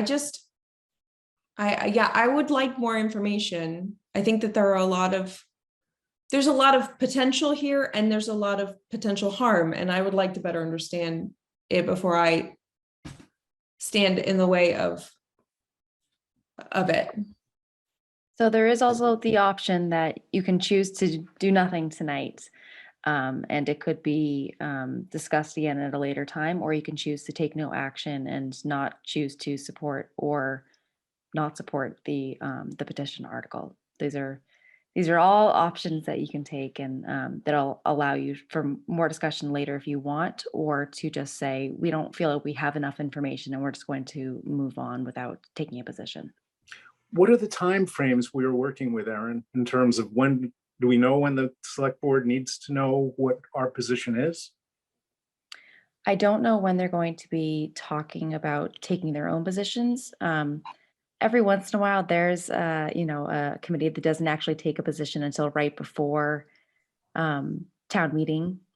So it is always an option. You can always say, we were gathering the facts and we wanted to make sure that we were making the right decision whether to support or not support. I think that typically, where are we? Midway through March.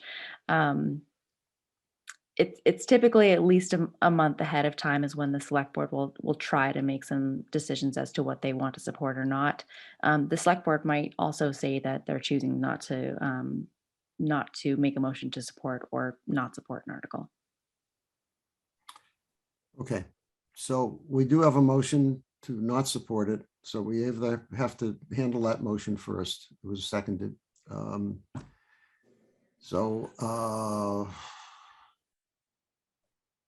Any further discussion on it? So the choices are, we can vote to accept that motion. Chairman, I have a question. It's Richard Hollander. You're not going to stake a position, you just have a question? Yeah, the question is there it seems a little bit unusual that there's no opportunity for any other citizens to give their opinion on the motion prior to your vote. There's been no public input beyond the presenter of the article. That's true. And I'm not sure. That's unusual to me from my experience. And I was actually going to say something to that effect, which is I don't feel ready to vote because I don't feel like I have enough information and I haven't heard public comment, and I would like to personally. And I would like to hear more about the other article. Question. Committee members are prepared to stay here until the meeting's over and we've covered all of our agenda topics. Okay. Okay, so you want to take questions from the public? Okay, please, I'd ask you to keep your questions or answers to one. But wait, I'm not suggesting that we take public comment right now. I'm suggesting that I'm just stating my position that I don't feel, I'm not going to support a motion to not,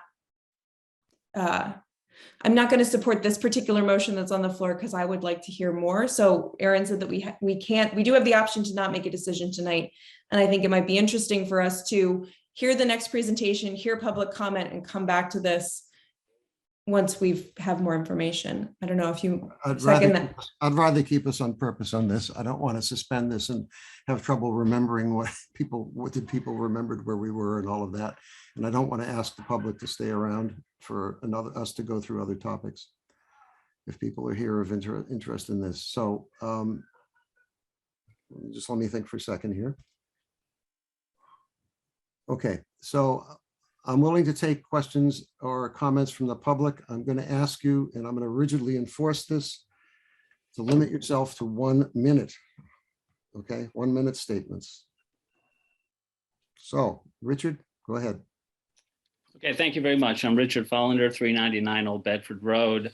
I'm co-chair of the Bruce Freeman Rail Trail Committee. I'm speaking on my own. As you may be aware, that on the other side of town, we're dealing with, as a committee, the issue of Junction Park and its safety, the conflicts between rail trail users and park users. One of the first things we did was to take a site visit, a public site visit of the area. I would extremely urge you as a committee to work with other town committees to set up a public ability to visit the site together. I don't know how many of you have been on the trail to take a look at the specific conditions, because I think that's a #1 first step that has to be done. You could take a look at the things you like on the trail, the things you don't like on the trail, and think about ways that it can be made better for everybody. I think to take a vote at this point without having any kind of better understanding of the exact physical realities of the trail, I think would be a mistake. Okay, that's it. Unrelated, I want to make one comment that I think there is an issue in my mind, and Mr. Schrager and I are friends. I think there is an issue with abutters who were on the committee making decisions on this matter. Thank you. Okay. Okay, Tanya, 1 minute. Identify yourself, Tanya. Yes, Tanya Galas, 62 Prescott Road. And by the way, there are other people with it. But anyway, I'll be very quick. About climate change, I really appreciate Ms. Davis's comments and concern about climate change. I just want to update people a little bit that there is increasing research about climate change, that preserving nature, reforestation, keeping our trees is becoming more and more recognized as a very important factor in mitigating climate change. So I just really want to put that out there. Thank you. About Okay. climate, it hasn't been a minute, I don't think. About Bedford, they are just going to vote on $1.5 million from their CPC funds for their project. And briefly about recusal, I believe the tradition is that for a committee member who is recusing himself to actually leave the area. But anyway, that's what it is. Thank you. But the climate change is my main point. Thank you. Thank you. Thank you, Tanya. Okay, Ann Sussman, identify yourself. Ann Sussman, I'm a member of the WCAC, the West Concord Advisory Committee. I live at 534 Old Marlboro. And I just want to say I think it's really urgent that we have connectivity and safe access for all, and we lower our carbon footprint. This is a really important access. Bedford's done work. We want to be able to go anywhere without a car, like Laura was saying. And right now in Concord, you just can't do that. It's very, very safe. I bike to the mill every day from Old Marlboro Road. I see that we're not designed for safe walking and biking around places that you need to get. It just doesn't work. So I look forward to working with you on this. I think Phil's initiative is really good. We need to explore what we can do to make the trail more usable and get people out of their cars. Thank you. Very good. Okay, Ann Kemp.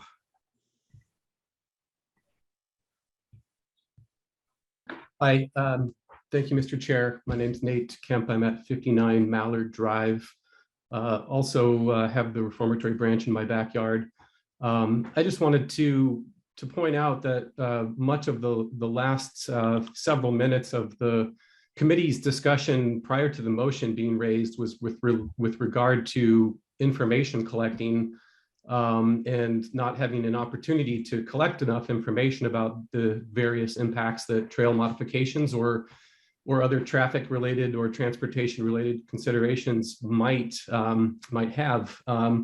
I think that's a little bit ironic to hold up a vote or an affirmative action on this, given that the article is uniquely, expressly, and specifically designed to gather all of that information in an objective and in fact-based way with the right participants from the citizens of Concord and from outside places like the Fish and Wildlife Service in the state who would be involved in anything that would turn into a future project if that's the way it goes.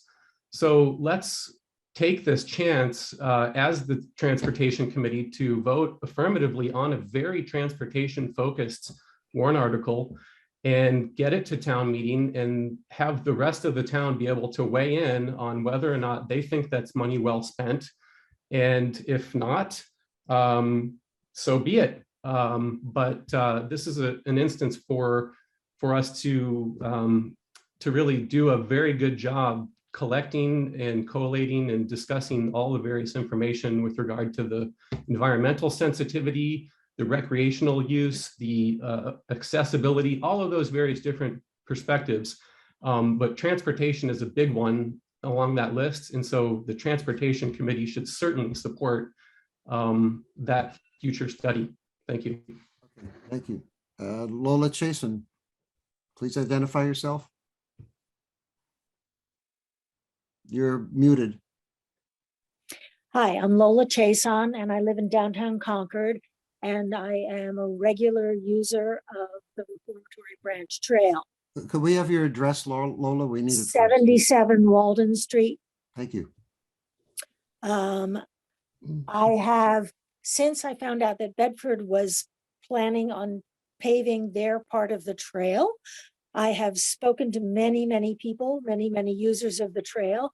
They uniformly think it is a bad idea, that it would not work for them, that the point of that is to be in nature, not to be taking down large trees in order to make it wheelchair accessible. I do certainly approve of using bikes for things, but they can't go everywhere. And I think that we cannot make every trail for everything. I do also think that there is a lot of expertise on your committee, and I think you haven't talked about this. And why should we spend $75,000 that I'm paying part of in taxes, whether it's local, state, or federal? I'm paying part of that in taxes. Why should we spend that kind of money when you guys, who work for free, haven't even had a chance to research it? I think you should keep it on your agenda to look into it, but I think that you don't have a handle on it yet. And for free, you can get a lot farther along before you start spending money for stuff that you could do yourself. Okay, thank you very much. Mark Galis? Thank you. Mark Galis, 62 Prescott Road. I think there's some very severe problems with this article. It short circuits the process of all the committees in town discussing this that are involved: Disability Commission, the Trails Committee, Transportation Advisory Committee, all of these groups. I think this is an attempt to bypass that and hire an engineering or civil engineering, urban planning, landscaping, urban type design firm and prejudice the outcome. The second thing I want to say is, children can use sidewalks for transportation. There are other paths that need to be considered. And if one of the motivations being stated by Mr. Follander, Mr. Posner, et cetera, is Bedford is coming, get out of the way, we have a termination problem at Route 62. Are we reasonably doing the right thing by transferring that termination problem to Monument Street by the Old Manse and the North Bridge, or by transferring it to Lowell Road, or transferring it down Kais Road to the center of Concord on Main Street? I would think those things need to be thought out first. Thank you. Thank you, Mark. Okay, I see no more hands. Mark, yours is still up, but take it down. Okay, back to the committee members. Let's see. So we have a motion that's been seconded, and then we've had a suggestion that perhaps we don't have enough information, and we should consider just not taking a position at this time and request or attempt to get more information. So we could take a vote on the motion. The motion could be withdrawn, so we could go any way on this. So any comments from committee members? Nick, I just have a final question maybe is the, I think when Phil was going through the material, I think we stopped short of projecting the warrant article, the language. And it does have specific language about relating to grading and drainage improvement. So I guess the question is, do we want to project that, or just make sure we understand the language? It sounds like you want more information. Well, yes, but I think some of it is embedded in, like, the language that we're voting on, I presume, is important. So, just to make sure, I know that's been distributed, just to make sure everybody has it, I think is an important piece. Well, we all received it, right? We all received it. Yeah, so it's slide 5, right? In the warrant article slideshow. But that's the specific language that that's the article, correct? So I just want to make sure, because that's a question for Phil. It's not a broad, it is not a broad study. It is relating to grading and drainage improvements specifically. So I just want to make sure we're having that conversation as we're voting, like that's that is embedded in the language. So I just want to make sure everybody has that. I'm sorry, say it succinctly again. Just, I guess, a reminder for the committee that I think the specific language on the article is on slide 5, if I'm reading that correctly. So just making sure everyone sees that Right. before we Okay, make motion. thank you. Okay, so we need to make some decision here, folks. Do we want to vote on the article? I will call a vote on the article if I don't hear any more comments. So on the motion is to not accept, is to not support the proposal, not support the warrant article. So you can either vote to not support it, you can either vote in favor of not supporting it, or you can vote against it. If you vote against it, we can still decide that we want to take no position at this time or some other, or to vote for it. It's wide open if we do vote against it. Or we can vote whatever. So, any questions? If not, I will call the vote. I just wanted to clarify from Michelle. So you're saying that in the final version, there's nothing about studying wildlife. It's only about grading and drainage. That's how I'm reading. There's also nothing about accessibility, which I think is, I think it seems like a much narrower feasibility study. When I have it open in front of me, it's a pretty, it's about grading and drainage, which is narrow. Yeah. Yes, that's exactly. I think that's in general, one of the issues with it is that this is too specific to be spending this much money on when we have larger things to consider about this general corridor. So, okay, I just want to make sure we understand. I hear you, and I want to make sure we're understanding this correctly. Phil, this is the entire language. The actual thing that the town would be voting on just talks about grading and drainage improvements. Is that correct? That's the language. Okay. I will say as a caveat, you cannot study grading and improvement without studying all of the other things that have been mentioned tonight. Those are, I think, okay, gotcha. Not only are they implied, but they're impossible to do without studying all of the other considerations. Yeah, but unfortunately they aren't stated here, so it's wide open to what they are. Okay. Nick, you okay, gotta obey the law. That's the truth of it. You can't study things in isolation. Okay. I mean, that's kind of silly. I'll say nothing else. Well, it is down. I mean, it's not in the actual language of the article, but I mean, I think it's worthwhile to read the whole thing because the last sentence of the explanation does say wildlife habitat, best engineering process, sensitive design. If you look in the box, the italics in the box underneath the article, the last sentence, taking action to improve the Bruce Freeman Trail requires public consensus, planning, sensitive design, So it's not in the article language itself, but it is in the rationale.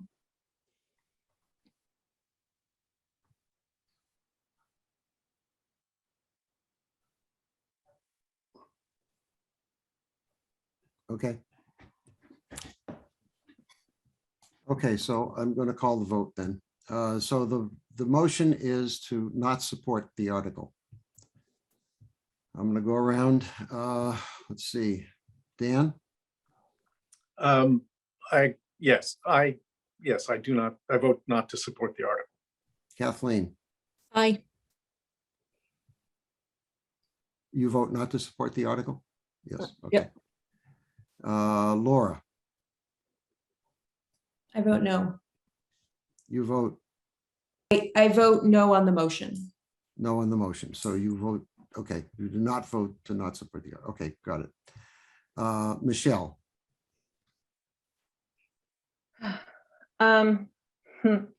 if the language were explicitly broader and not limited to drainage, I would support it. But I think as it stands, as it is worded now, I support the motion to. Okay, so you support, not supporting the article. Phil is not able to vote, so that's 3. Am I missing anyone? You. Me, just You. me. Okay. I'm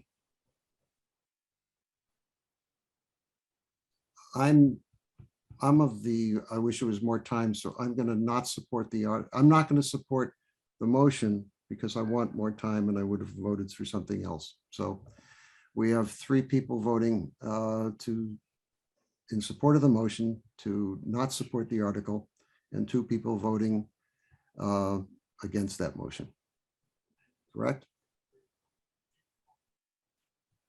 Yes, and I'll just say that I also want more time. That's really what I would like. Yes, I would have voted to take no position. That would have been my motion after that. Well, can there be another motion?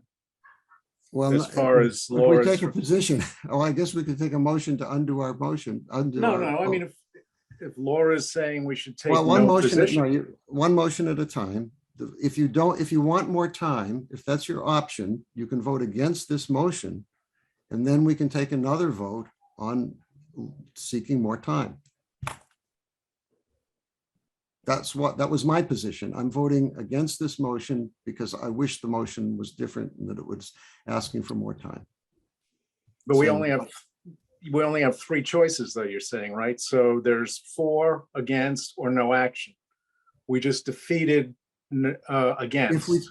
No, right at the moment, as it stands, unless we change a vote, 3 people are saying not support the article. Right. If somebody changes a vote, then then this motion goes down, it fails. And we can have another discussion about another motion, like not making a position, taking a position at this time. So that's the open question. I just want to make sure we're clear on the choices. That's all. So everyone's. Nick, Yeah. I'm sorry. Can I ask a question, which is what are the implications are this still goes to the select board no matter what, it just has our endorsement or not? Correct. Okay, so we're not preventing it from going to the select board. No.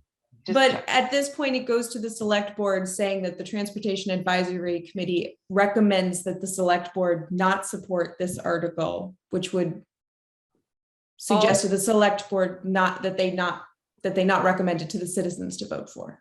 All it says is that the Transportation Advisory Committee does not recommend supporting this article. It does not say that the select board should vote one way or another. This Okay. is what the Transportation Advisory Committee is saying. Thank you. Got that. Thanks for the clarification. Okay, so just Michelle. Sorry. Would Phil have the option to revise the language following this discussion? No, the article Okay. cannot be changed. At Okay. this point. Well, it could be An amended. amendment could be put forward. I believe an amendment can only be put forward on the floor of town meeting at this point. That is correct, although we typically, if there is going to be an amendment made, we ask that it be written ahead of time because it does take time and town council has to look at it and there's a procedure that we go through and it takes a lot more time if we do it on the floor of town meeting. So we ask that if you have something you want to bring, if you want to amend the article or you want to bring forward an amendment, that somebody if you have the opportunity to write it up ahead of time and have that looked at by town council and go through the process so it's not being done on town meeting floor, it certainly can be, but it's just an option to speed up the process a little bit. So I have a question. Can TAC propose an amendment to the article Well, as a committee? I don't know if as a it's a- committee. I've never been asked that one before. yeah, and it's a time-consuming process, and to do it as a committee, I do not think we have the time or the resources to do it between now and time meeting, unless you want a meeting every week and dealing with attorneys. So Could you recognize me for Phil, one? yes, Phil. So there is at least one wording amendment that has been suggested to me. And I plan to reach out to the town meeting moderator this week or next week to discuss the process that you all have just, and that Aaron has suggested is a part of this. So if that, once I get Carmen's viewpoint, then I'll be informed about actually what the process is. And I don't know. Yes, it does have to be done on the floor because the materials are all pre-printed. But the back process that Aaron just described is something I don't know, and I'm going to be reaching out to the moderator to ask her about it. Phil, do you care to share what that is? Yeah, tonight there was a suggestion that specific additional concerns be included within the scope of the study, including wildlife habitat. And in another discussion, a member of the public suggested that a needs assessment as opposed to a feasibility study might be an appropriate vehicle to study the issues that I think are raised by this idea. So I'm going to reach out to the town meeting moderator to ask her about that, and she'll advise me what her view is of how to do that. Okay, thank you, Phil. I would certainly say that, based on the feedback that I've received here, that the specific issues that have been raised with regard to resource protection and wildlife habitat are appropriate and should be within the scope of the study. Okay, thank you, Phil. Helpful. Okay, any other questions or comments? I would just say that the sheer fact that Phil is going to potentially make an amendment to this petition and sort of guide, create, define what this study is completely antithetical to our task as the Transportation Advisory Committee to do the same. Do the needs assessment specifically. Any of it, for us to define what it should be. Yeah. Okay. Yeah. Okay, so at the moment, we have 3 votes to not support the amendment, and I do not hear anyone offering to change a vote or to do anything different. So just confirming that. 3 votes to not support the article, right? Not support the article, sorry. Okay. Supported the, yes. Okay. That's it. It stands. The TAC has voted to not support the article. Okay, we shall now move on to the next one, which is Mark Galis. Mark. Hello, thank you. Mark Galis, 62 Prescott Road. You'll certainly appreciate, we would like to get through this quickly. Absolutely, absolutely. Have people, how many people on the committee have gotten a copy of the presentation I sent to Aaron just today? Aaron circulated it. Okay, thanks. And how many people have were present at the FinCom meeting, tuned in, or saw it later? Anybody? Okay, all right. So that's going to be put online, and that's a little bit shorter in terms of number of slide presentation. So let me make a very short preamble. This trail is not an unused and unusable derelict railway. Far from it. My article provides an opportunity for the town to consider what is unique and valuable about this trail now and how it may be preserved. And I submit this is not at all a matter of aesthetics, something much more serious and important. So let me try to share. Don't be afraid. I'll go through it very quickly and answer any questions. Thank you. Mark, there are 14 slides, right? You're not I going know it's going to be super duper quick. It's going to be much faster than Phil's presentation. Hold on a second here. Let me share. I'll make it very, very quick, Nick. I really appreciate people waiting here. Am I sharing screen? No. Aaron, no. Oh, How about now? there he is. Now you are. Okay. Don't know what this is. Okay. Do people see the slide? Yes. Yes. Okay, all right. So the wording of this you have and you've seen and you can think about or ask questions. The main thing is it's a advisory article, not a legislative or funding authorization article. It's a recommendation to the people involved in the trail to keep the current benefits and current kind of natural value. And there's some simple guidelines for how that might be achieved, so that if there need to be tweaks, little grooming for drainage, for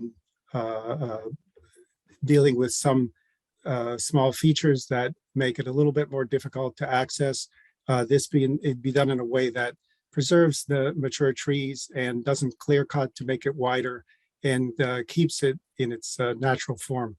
There's a great deal of new information saying that a major way to ameliorate climate change that local communities can take is to not remove large trees, because mature trees do a lot more. One large tree can do more than 100 small trees. And so when you cut many large trees, you have a deficit for many, many years in terms of carbon retention.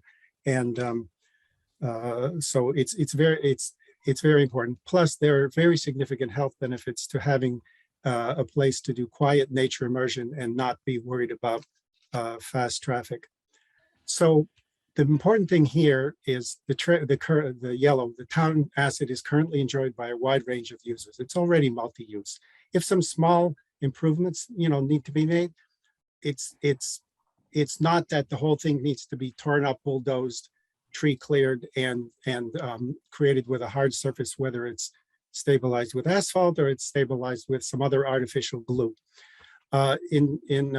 This article reaffirms the town's commitment to protect and preserve it. Again, the Bikeways Task Force said, if you look at that report, is worth looking at for many reasons. It's one of the most impressive public volunteer documents or studies I've seen by anybody. I don't think you get anything near as accurate, precise, comprehensive, and objective from a paid consultant. Usually paid consultants give you a version of what they did before. And if you hire somebody who does urban so-called greenways to replace derelict rail yards, you're going to get that put into a place of natural beauty with a lot of destruction.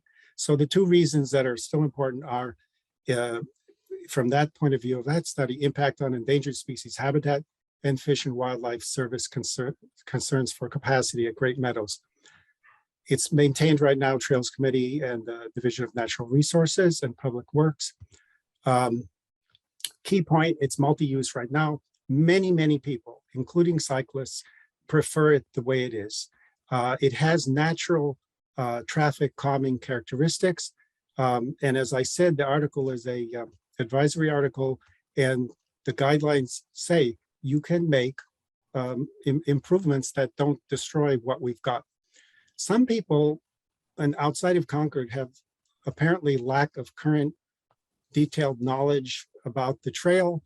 On the Metropolitan Area Planning Council website, it has a trail map that it maps out this massive potential network of trails that Mr. Posner referred to, and they don't even label this trail correctly. There's no rails, there's no ties. It's widely used right now. Is it perfect? Well, look at all the different trails in town, look at different bikeways as they degrade. Things can use maintenance. There's no question about that. I drew a broad red line here to indicate the general position of the trail. The actual path varies in multiple ways from this to the side, back and forth, etc. It passes through a lot of places. I certainly agree it's a great idea to have site visits for people who don't know this trail. Go out and make your own decision about it. Talk to people that you meet who use it all through the year. Almost a mile of this is in direct contact with U.S. Fish and Wildlife. Their position that has been relayed to me is what it always has been, that they would prefer the trail be maintained in its current condition, because of concerns about capacity. You can see the Great Meadows impoundment, big water retainment area there that once in a while is drained out into that meandering Concord River to get rid of the carp. Most important, the trail's embedded in the middle of rare species habitat. This is not a minor matter for people who care about ecology. All that dashed green area is rare species habitat, and the neighborhoods with the plots are also places where the Blandings turtle comes and nests because it needs higher ground to do that. These species are in our care. They're our responsibility here. This needs to be taken very seriously. Yes, some consultants might help you get around the limitations of the inadequate protection laws that we have, but I think we, as Concord, as a place famous for environmentalism and ecology, needs to realize that meeting just the minimum legal requirements is not what Concord stands for. The trail in its present state shows how nature has a power of recovery and renewal. You wouldn't even know, except for this straight path, it almost looks like the entrance to a shrine, that this was a railway. And that's the article. And if you have any questions, I will gladly answer them.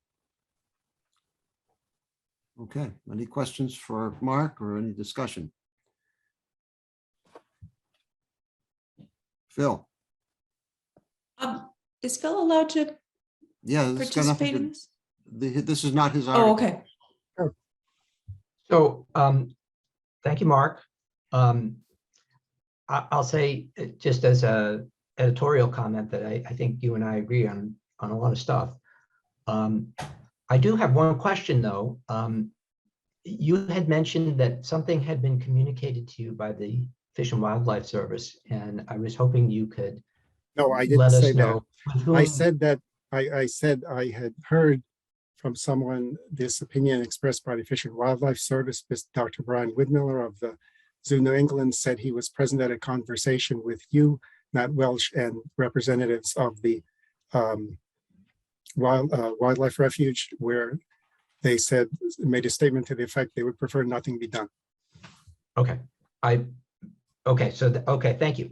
So you were referring to a communication in which from Dr. Widmiller related what he thought he heard from the Fish and Wildlife Service representatives. During a conversation with you, not Welsh, During and the conversation representatives. in which I was present. Okay. Yes. Just exactly. Okay. Thank you. Any other, Laura? I will say that's not what I heard, and we'll just leave it at that. That's fine. I'm just telling you what I heard. I can only say what I heard, and it matches up with what was said in 1995, apparently, to the town. I wonder if we can circumvent this. I have a thought that I want to share, that maybe we can circumvent some of this discussion. I think that given our discussion about the previous article, about the fact that we need to study the Reformatory Branch Trail as a committee, that we don't have enough information to make a decision about whether we should do a feasibility study at this stage. I love the idea of doing a TAC site visit to the Reformatory Branch Trail as a group and inviting the public. So personally, I feel like our conversation from the last article translates well to this one. So I wonder if we could move to a motion relatively quickly. At least I feel ready to move to a motion relatively quickly. Okay. I think that this particular article is beyond our jurisdiction. This, in my opinion, this is an article that's about natural resources and largely, and it's not, as stated, it is not a transportation article. It's just saying if the other article passes, there's some ways we want it done. And that those have, in my opinion, Yeah, those Nick, I are don't think it's largely beyond the contingent on the scope of other our- article at all. Pardon? Nick, this one isn't contingent on the other article at all. Well, okay, fine. Yes, you're correct. You're correct. It would take effect either way. Yep. That's a may I valid speak, correction, may but I speak quickly, Nick, just because I'm here I'd to like, answer I'd like, questions. no, I'd like the committee to discuss, just Okay. get their reactions first, okay? Okay, Laura, you still have your hand up? Oh, okay. Anyone else on the committee? Phil? I would like to second what Laura just said. I think it's appropriate to have a site visit so folks can see for themselves what the trail is like. I see that Bob White, who is the chair of the Trails Committee, is on the call on the Zoom. It's not really the forum to discuss coordinating stuff with Bob, but personally, I would love to be able to coordinate with the Trails Committee so that members of the public can view this and take a walk and see for themselves what we're talking about. Great, it's fine. You and Bob can do that on your initiative. That would be great. And we can publicize it when it happens. Dan, you had your hand up? Yeah, I was just going to question how this fits under our jurisdiction. You know, it doesn't really have anything to do with transportation issues, which is our charge right now. So I would, that's my attitude about it. I share that. Laura? My only concern is that this article, if we study the trail and if we decide that action needs to be taken to make it a more multimodal trail, or whatever we decide after site visits and conversation among this committee, if this passes, my question, I guess, is, does this stand in the way of doing something eventually? You know, does this make decisions about what we will and will not be able to do in the future? I'd love to hear Kathleen's response to that. Yeah, I think that, Laura, I was thinking the same thing. It reads a lot to me like the scenic bylaw, the scenic roads bylaw. You know, we want to say that this corridor has something very special, i.e. trees and nature, and we want to protect it, right? So it reads that way to me. And I guess in theory that if there's anything that we would want to propose that is for the safety and betterment of the use of the trail, it would have to, I'm not sure, you know, because it's sort of like a recommendation. So I'm not sure what happens then, but that's the way I'm kind of reading it. Mark, did you want to answer? Yes, it's in, you can of course check with the town moderator or town council through the deputy town manager or the acting town manager. But my understanding from previous experience in putting forward town articles and discussing with the town moderator, this is an advisory council. It doesn't tie any advisory article.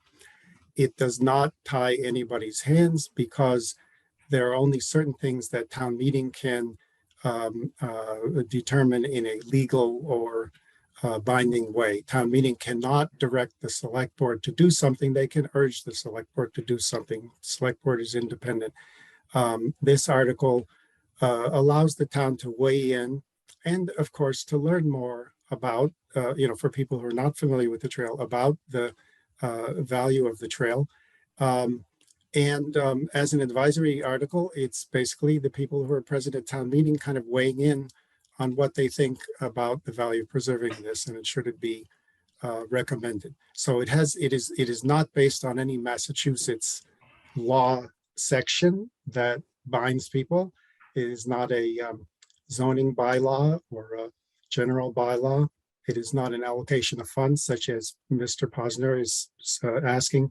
It's something very different. And it also itself says if any changes are made, the recommendation, which is non-binding, is that certain aspects of nature preservation be considered first of all. Okay, But thank you, Mark. is that clear? Is that clear, or am I? Yeah, yes, it is to me. I guess looking at the language of it again, the one thing I don't like about it compared to the scenic roads bylaw is that this is so specific about preventing the possibility of cutting trees that are in the path. you know, that might be the best answer in some cases. And there might be some way that can be mitigated or the impact lessened. And this just says, well, no, you can't do it no matter what, even if you could make things a lot better. So It doesn't say that if you read it carefully. It says it should be the least possible injury. Well, it says, I mean, it depends what you mean by possible, what the intention, and I think most people would agree that the meaning is don't cut too many trees, don't clear cut. Don't clear cut means do not really remove dozens or hundreds of trees in a wide swath. well, But- I wish it said that, but it doesn't say that. But You it's know? only advisory. It's advisory. You can ask I would recommend you ask Ms. Carmen Reese. Okay. Dan?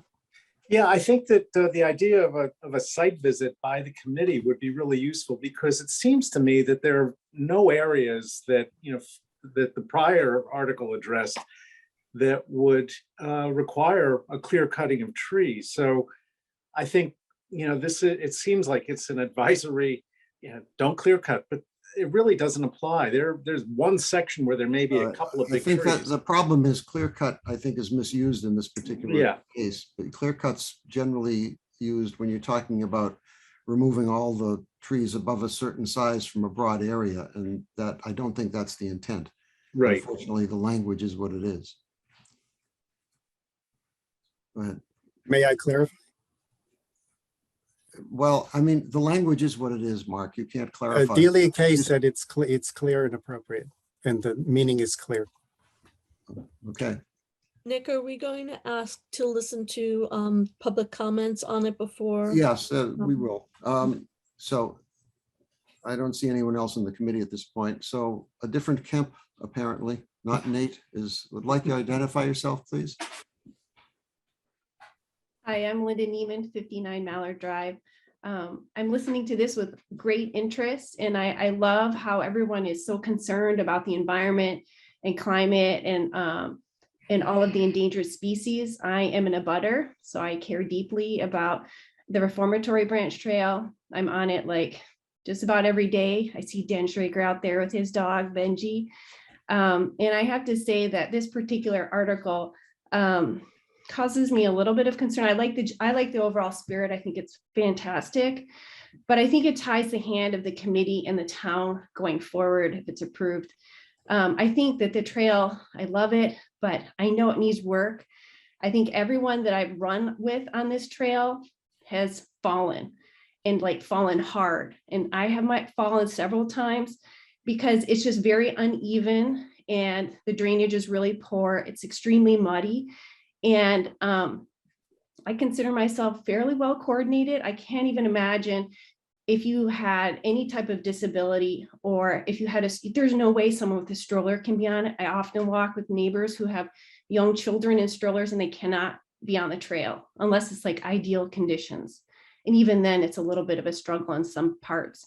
So I like the idea of not cutting down large swaths of trees. And the idea behind carbon sequestration in trees is spot on. But a lot of the trees on the trail are very small. And I think that we have to make a balanced decision about what gets cut down for the larger good, keeping in mind the environmental impacts and where we want to be, 20 years from now. So that's pretty much all I want to say. I like the spirit of the article, but I wouldn't support it. Thank you. Tanya? Thank you. Two things. One is what I was trying to say before, just as a correction, that that Mark's article was not intended as something to soften Article 46 in case of. I missed. Sorry. Yes. Yes. Yep. The other thing, I just forgot what I was going to say. Oh yes, but I think everyone here pretty much understands that if major changes happen to the RBT, it's going to be like an extension of what Bedford's plans are, pretty much. Whether the surface is, glued dirt, stabilized dirt, or asphalt, that doesn't matter. The trail is going to be widened just so you know, that Bedford's plans right now is a 12 feet wide paved trail with 3 feet on each side for joggers and walkers, because they decided apparently, obviously, that joggers and walkers would need that little side space, that it wasn't compatible with the fast bicycling. So we need to question what multi-use is in the future too. And I think keeping the trail natural, not widened, especially not widened, is going to make it more comfortable. And if bicycles just have to slow down a little bit for the last 3/4 of a mile of the Reformatory Branch Trail, I don't think that's too much to ask for everyone else's comfort. And that's what's happening now. We're just talking 3/4 of a mile of a trail where they can't go, I don't know, 50 miles an hour. They might need to go 30 miles an hour or something. Thanks. Thank you, Tanya. Richard Follander. Yes, hi, thank you. Richard Follander, 399 Old Bedford Road. I want to second what Laura said. I think that this is, and what Dan also said, I think this is pretty far afield from the specific transportation charge. It assumes that something's going to happen. Nothing's going to happen, apparently, at least in your view from the committee. You don't want anything to happen until you've had a chance to study it more. Here's something that would limit your ability to study by language that is kind of not exactly clear and would make it a little bit more difficult for you to make decisions. So I think you rejected the previous article. I think that you probably should, by having sort of parallel construction, so to speak, do the same with this one. Thank you very much. Thank you, Richard. Okay, I see no other hands. Any further discussion from the committee? I would just echo what's been said by other committee members, that it seems out of our realm of our charge. Okay, I've heard two things. One is it's beyond our scope. Don't bother doing anything about it, is the implication. The other is this would tie our hands, be against it. Beyond our scope is what I mean. Okay, someone want to make a motion then? I would like to make a motion that we do not support this article. And I like the parallel argument. I don't think we should I don't think we should have articles about TAC that do either or at this point. So that's my motion. Your motion is to vote To not support this article. Okay. Do we have As a second? opposed to take no action? As opposed to take no action. Okay. Do we have a second?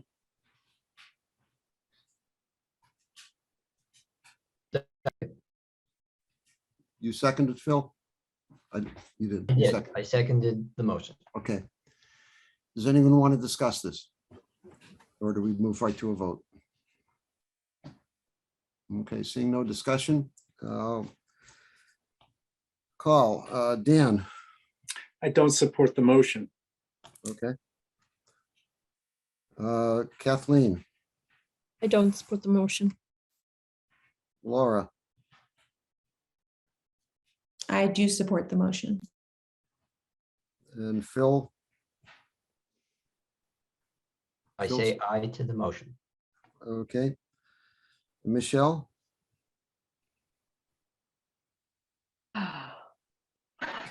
Sorry. This is tricky. I'm torn. I'm torn on it. This feels broader than transportation to me. So I'm just leaning towards not supporting it because of its broad. Sorry, not supporting the motion to not support it because of its broad nature. And it doesn't feel, because it's advisory, it doesn't feel prohibitive to me. Should it sort of go forward? So I guess I do not support the motion. you do not support the motion. Okay, and that leaves it to me. And I do support the motion, but that's a 3-3 tie. And that means we do the motion does not carry. So Does Does it mean that we go into overtime now? We could vote. No. We made our vote. We know we've had that We're in vote. That overtime, vote Phil. failed, so we could have another vote on Nick, another motion. I'd like to make a motion that we take no action on this article. Okay, I second that one. No position. No Right, position. no position. no Thank you. position. Okay, And I second it. okay. And someone seconded that? Kathleen. Me, I second it. Okay, Dan, Kathleen. Okay, Phil, I agree with Dan's motion. I vote for it. yes. Okay, Dan, I agree with my motion. Kathleen, I agree with the motion. Laura, I agree with the motion. and I agree with the motion. And Michelle. Michelle. Someone's- Oh. Laura, did I miss I you? agree with the motion, so I guess. Oh, we'll all Michelle, make it sorry. unanimous. Okay, so it's unanimous. Take no position on the motion. Okay.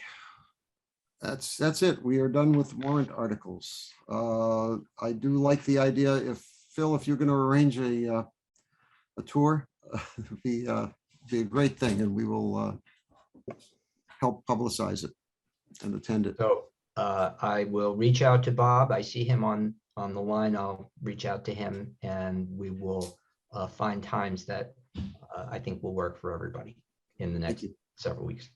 Okay, now we're moving on to the last topic. Thank you, Phil. Thank you Welcome. all. I was just saying thank you to Phil. Yes, Phil, thanks. Tough position to be in, I'm sure. Hey, it's okay. Let's see. So the next topic is we are making a presentation, having a discussion both with the select board next Monday for whoever can attend. What we did is, I didn't give Erin a warning on this. Erin, could you pull up the slides that we prepared last week that we shared with Terry? So that's before the last changes. So these would be the slides that don't talk about money. Okay, so what happened is that based on the last meeting, Erin pulled together some slides that we shared with Terry Ackerman. Terry then called a meeting. Myself, Erin, Marcia Rasmussen, Alan Cathcart, Kate Hodges. Was there anyone I'm missing, Erin? Carrie LaFleur, the interim town manager. Okay. Oh, right. Oh, yeah, Carrie LaFleur. Anyway, so this is what we showed them. Basically, the first slide, this is new. So basically, it just goes over the background to what we've been doing on the Transportation Committee and talking about the way things were before the long-range plan and what the key points were from the long-range plan. And then going on to the next slide. Okay, so this is the one that we did today after the meeting. Okay, guys, I'm going to ask you to exercise your imagination here. So what we presented last week was to that group was the more or less what we decided last time: a complete long-term issues, complete streets comprehensive plan, ride services, which is the three components to it: the on-demand, the shuttle, and the Crosstown Connect, transportation for students, retail and food delivery services. Don't look at this last thing in this column yet. We're going to come back and talk about that. And then immediate work that we did talk about: public transportation, winter transportation conditions, road safety. And then don't look at this other one either, because what happened at the meeting, we had a really good discussion with Marcia and Alan Cathcart. And the issue that really got, we really all agreed to at that meeting was that, as Alan said it, this is wonderful long-range stuff, but it doesn't really deal with our reality. And our reality is we start with no budget.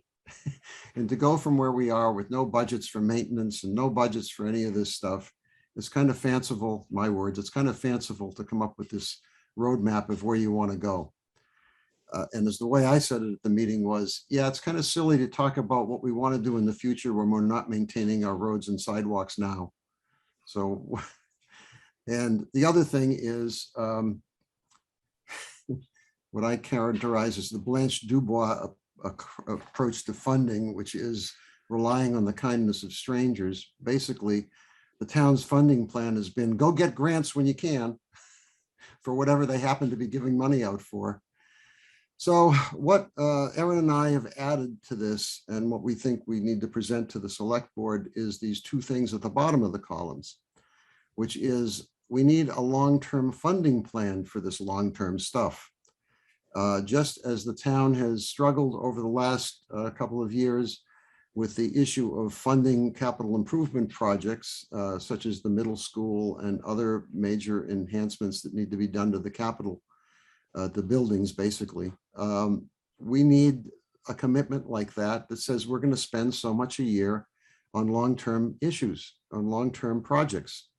And, if we're not going to do that, or we'll just get rid of this column because, and we can go around begging for money and whatever people give us money for, we'll do that. And don't tell me it's a plan, but go ahead and do it. And then the same goes for immediate work. And maybe it's even more pressing there because the fact is, I think Alan said they asked for $6 million for road maintenance this year and they got $3 million. And you can look around town and look at all of the non-maintained sidewalks. And Public Works says the trouble is the level of maintenance we're doing on the roads means they're going to get worse and worse. And down the road, we're going to have to make very big capital investments just to get them back to where they are today. So, and then down the bottom on the right, sort of the overarching themes that all of these things need to be tested against are the issues that were called out in the long-range plan: sustainability, equity, impact on businesses, on economics of the town, mobility challenges, student use, and senior use. So now throw the floor open for discussion, but basically the suggestion is this what we prepared and this is what we present, and however we modify it today will happen, that this is what we would say to the select board and the assembled masses who will be there next week. Phil? I don't see support for full funding of a transportation planner included in this list. Well, that would be part of the funding. It's a good point. I didn't mention it, but I think it's important to mention that because okay. That function, I think, in Well, many municipalities more than pays for itself, and perhaps might be the means for, I certainly understand Alan's point and concern, and I would, if I had the means to sway public opinion, I would support more than full funding for the DPW budget.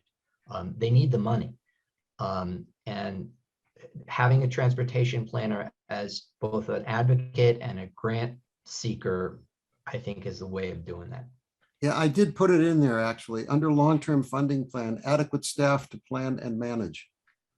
I really think we have to call it out as not just a vague staff, transportation planner. That's my view. Okay. Yes, Michelle.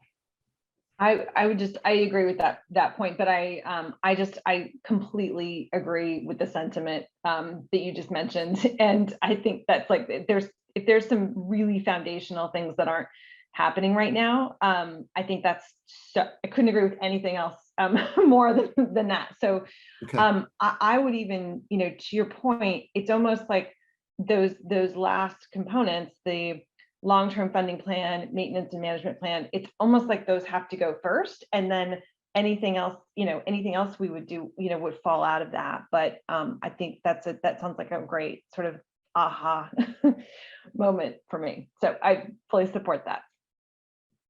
I hear you. Okay. Laura? Kathleen was ahead of me. Pardon? I'm sorry. You have your hand up, Kathleen. I just wanted to second both of those. They weren't motions, but both of those suggestions that we move the long-term funding plan to the top and we call out specifically the transportation planner in that list of items underneath long-term funding plan. Okay, Kathleen? Third, not seconded, but concerning about the long term. I guess the organization of the information here is a little confusing to me. Immediate work and long-term issues. Are you suggesting that it change? Or it sounds like the long-term funding plan shouldn't be a long-term issue. It should be under immediate work at the top. And Well, the maintenance and Well, the point of trying to make is Yeah. that you need a long-term funding plan to do any of this long-term stuff. If I just move it over into immediate, I fear they're going to feel that, oh, well, okay, you can get started in this long-term stuff, right? No. Long-term funding plan is part of the long-term stuff. You don't do the long-term funding plan, nothing happens. you don't want the funding plan done. Well, that's why it sounds like. I the want funding to plan make a is done distinction first. between I want to make a distinction between capital budgeting and investments and maintenance and management. They're very different issues. They're managed differently by the town. They're handled financially differently. Okay, so that's how it's broken down. Yeah. Thank you. So that helps. And then the maintenance, so some of the other items on the list don't necessarily sync with the envision list and sort of what Terry had given us. And I just don't know how they all come together. So there's, we had that Well, matrix that we had, and then Terry had. I think we kind of been baking this, we're making this stew for the past 3 months, however long it's been. Well, And at this the is last kind one of was the where- first time winter came up, and the idea True. of having a separate road safety committee came up just at the last meeting. So I hope it's not too late, one meeting later, to comment on it. Well, my view of what's happened is we've taken what we started with, which was 2 things, which was a list that Terry had, with 3 things. A list that Terry gave us, the charge of the select board, and the long-range plan itself, right? And, we shaked it and baked it, and this is what it's come down to. And yes, we've added some stuff as we've learned things recently. There were things that, like the winter transportation conditions, it's been in the back of my mind forever, but it's never perked to the surface until somebody mentioned it last time. May have been Laura. So But I wasn't necessarily disagreeing with the items. All I was saying is the organization, that it might make sense to sort of show where these fit in, that these are addressing things that have been brought up before. That's all. That's what I was getting at. let me say frankly, the charge is one of the more incoherent documents I've ever read. And trying to shadow that or line up with it would make me insane. It's a bunch of stuff. And, I think we've covered it all pretty well in the work we've done. But, I'm not going to try to mimic it or Sure. follow its form. So what I don't see on the list here are, for example, Junction Park, the Reformatory Branch Trail, pedestrian bridge over Assabet River, which, to take a look at and study. So I don't know if you could help me put those into context with what's on the screen.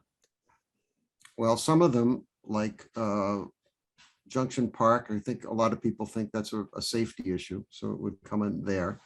I'm a little reluctant to try to list everything that we might deal with here. I'm trying to get across to the select board that we've got a roadmap. This is it. There's other stuff. Some of it falls within these. Some of it, maybe we've left it off the list, but it'll come onto the list later. Like Reformatory Branch Trail, where's that in here? It's under Complete Streets Comprehensive Plan, I think, because if you look at people getting around, then that's where it would come in. No, I don't agree to moving that to the top. You have to wait till we all agree. Okay, There's a reason that I helps don't me, want that that at the helps top. me, Nick, you describing the thinking here. Thank you. Yeah. The reason I don't want these budgeting ones, these money ones at the top is that I fear it might stop the discussion. I mean, I want to get across to the select board and all the staff people who will be here that we have a comprehensive plan, that it covers many of the areas that people have brought up. And hey, we're not going to do any of them unless we do this, get this stuff budgeted. Right? I want that to be the gotcha at the end, because I think that's what it is. It's what's keeping us from making any progress. And, you know, I think it kind of takes the wind out of my sails if I try to lead with, hey, guys, the first thing we need is money. Now here's what we're going to do with it. I don't know how to make that presentation.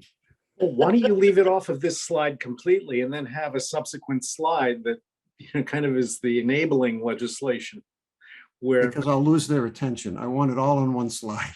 Okay. Well, I mean, that's the big transportation planner. That could be a whole slide, 30 point. I'm sorry, I didn't follow that, Dan. Just saying that it needs to be addressed, you know, and well. Which does, I'm sorry. The transportation planner. I mean, I there know, now. and the funding, I guess, which is there, but there's debate on where it comes. And I agree with you that it shouldn't be the opening salvo, because that is a turnoff. Yeah. But, you know, it needs to all be addressed. Yeah. So I think I disagree a little bit with you guys. I think that the fact that the transportation planner is a budget item is something that it's not rocket science, and it's not going to come as the big surprise to the town. The idea of having a transportation planner has been discussed repeatedly with both the former town manager, with the current select board, and the current acting town manager. So my sense is that suggesting that we have someone who has the right skill set to, you know, lead on this issue as a staff person is the way to go. And the fact that it costs money,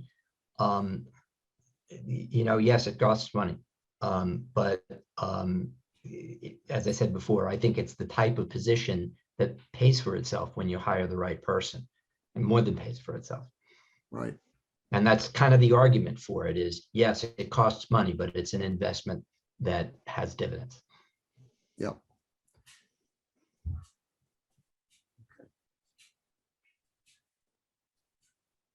I am very aware of the fact that it's 10 o'clock.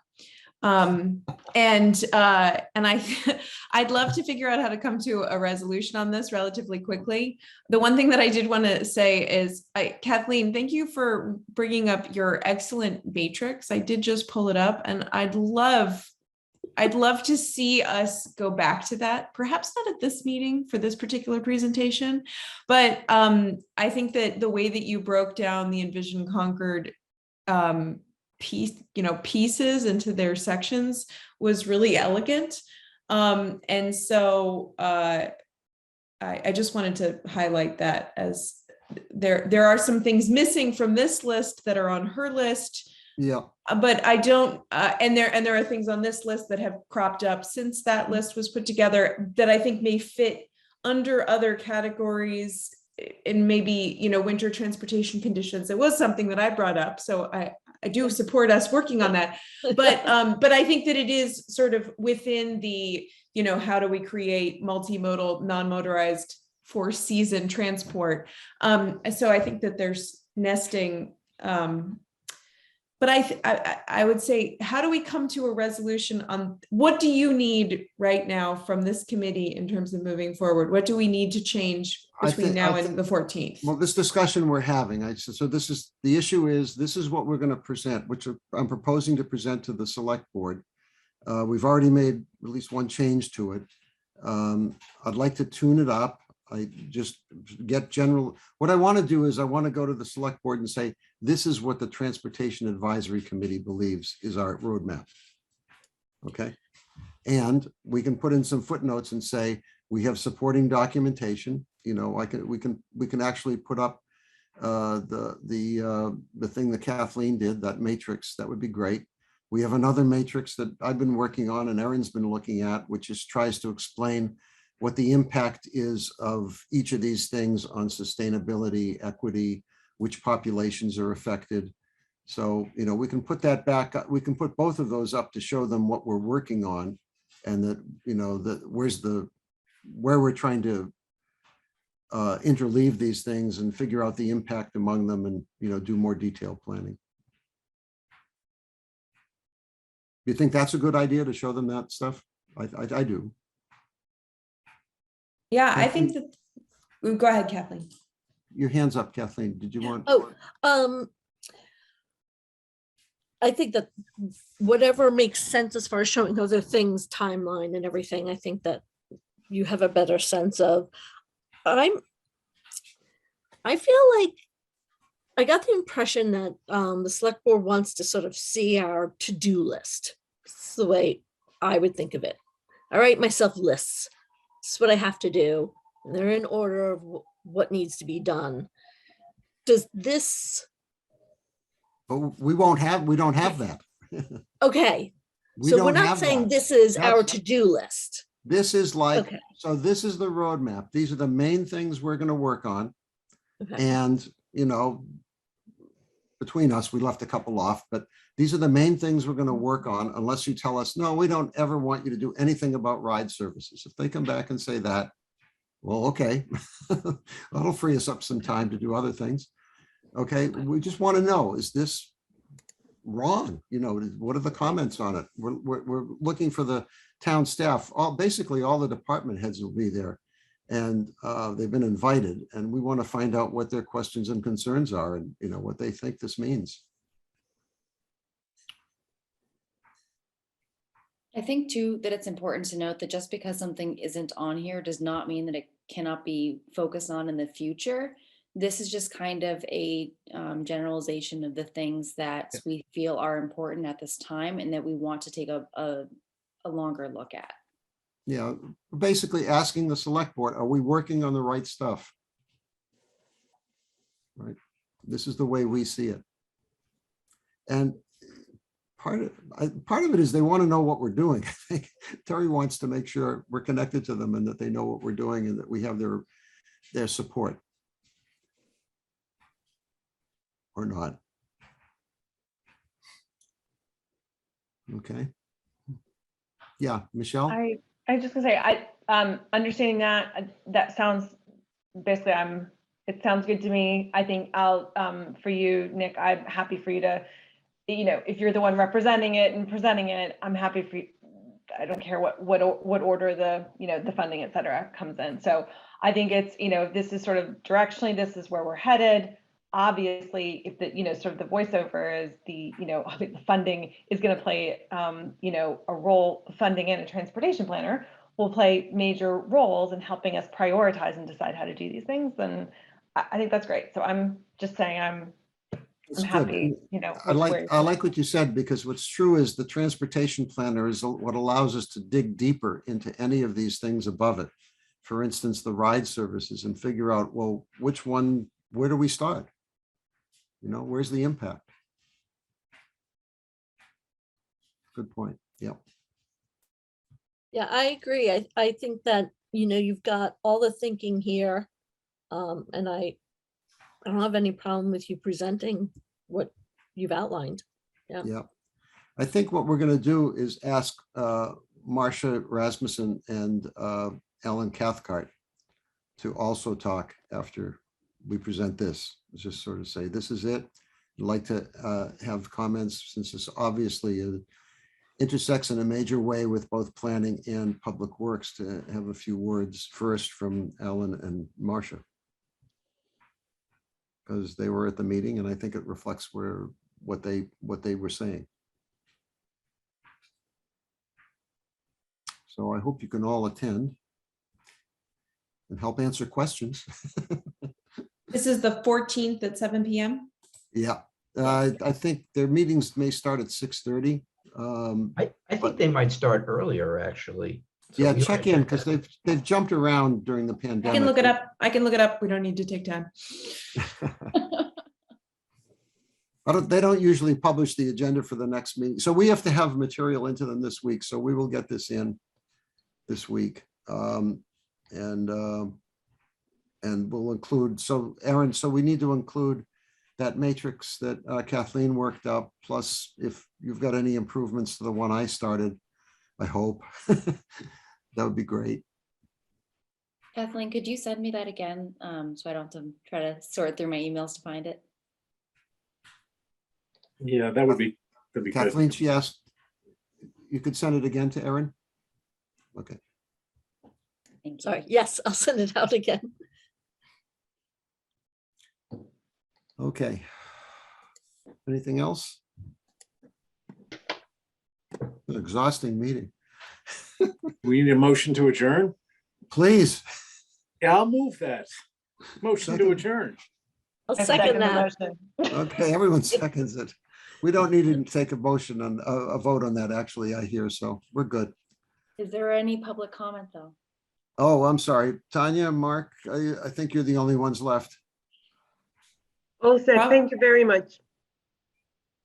Okay. Bravo no for further- sticking with us. Yes, thank Yeah, you. thanks for sticking with us. And Erin, thank you so much for staying so late with us. Yes, thank you. Thanks, Yes. Aaron. Thank you, Aaron. Thanks, everybody. Thanks. Bye-bye. Thank you. Meeting Bye-bye. adjourned. Wait, Nick, you have to do a meeting roll call. Oh, I never did that. I did that at the front. You have to do it to close the meeting. You? Yes, Oh, you do. God. Okay. Okay. We lost Phil. No, we who's lost here? Phil. There are enough of Erin? us left. We're all gone. Michelle, you here? I'm here. I'm still You here. have enough to close. Kathleen? And me. We're the only ones left. They were all here. I'll swear to Four, it. that's a quorum. Oh, and Dan's here too. Okay, four. Yeah. We got a quorum. Okay. And it's on record also. It's recorded. Okay, man. We'll see you guys. Thanks. So a lot. so the Good next night. meeting, next week would normally be our meeting week, I think. Is that right? I'm so confused. It's the No. second and fourth. So, So we're not going to meet next week because we've got the select board. And then we probably won't meet again till the end of the month, the fourth week. So that's the schedule. Okay. See you guys. Thank you. Thanks a lot. Thank Good night. Okay, bye-bye.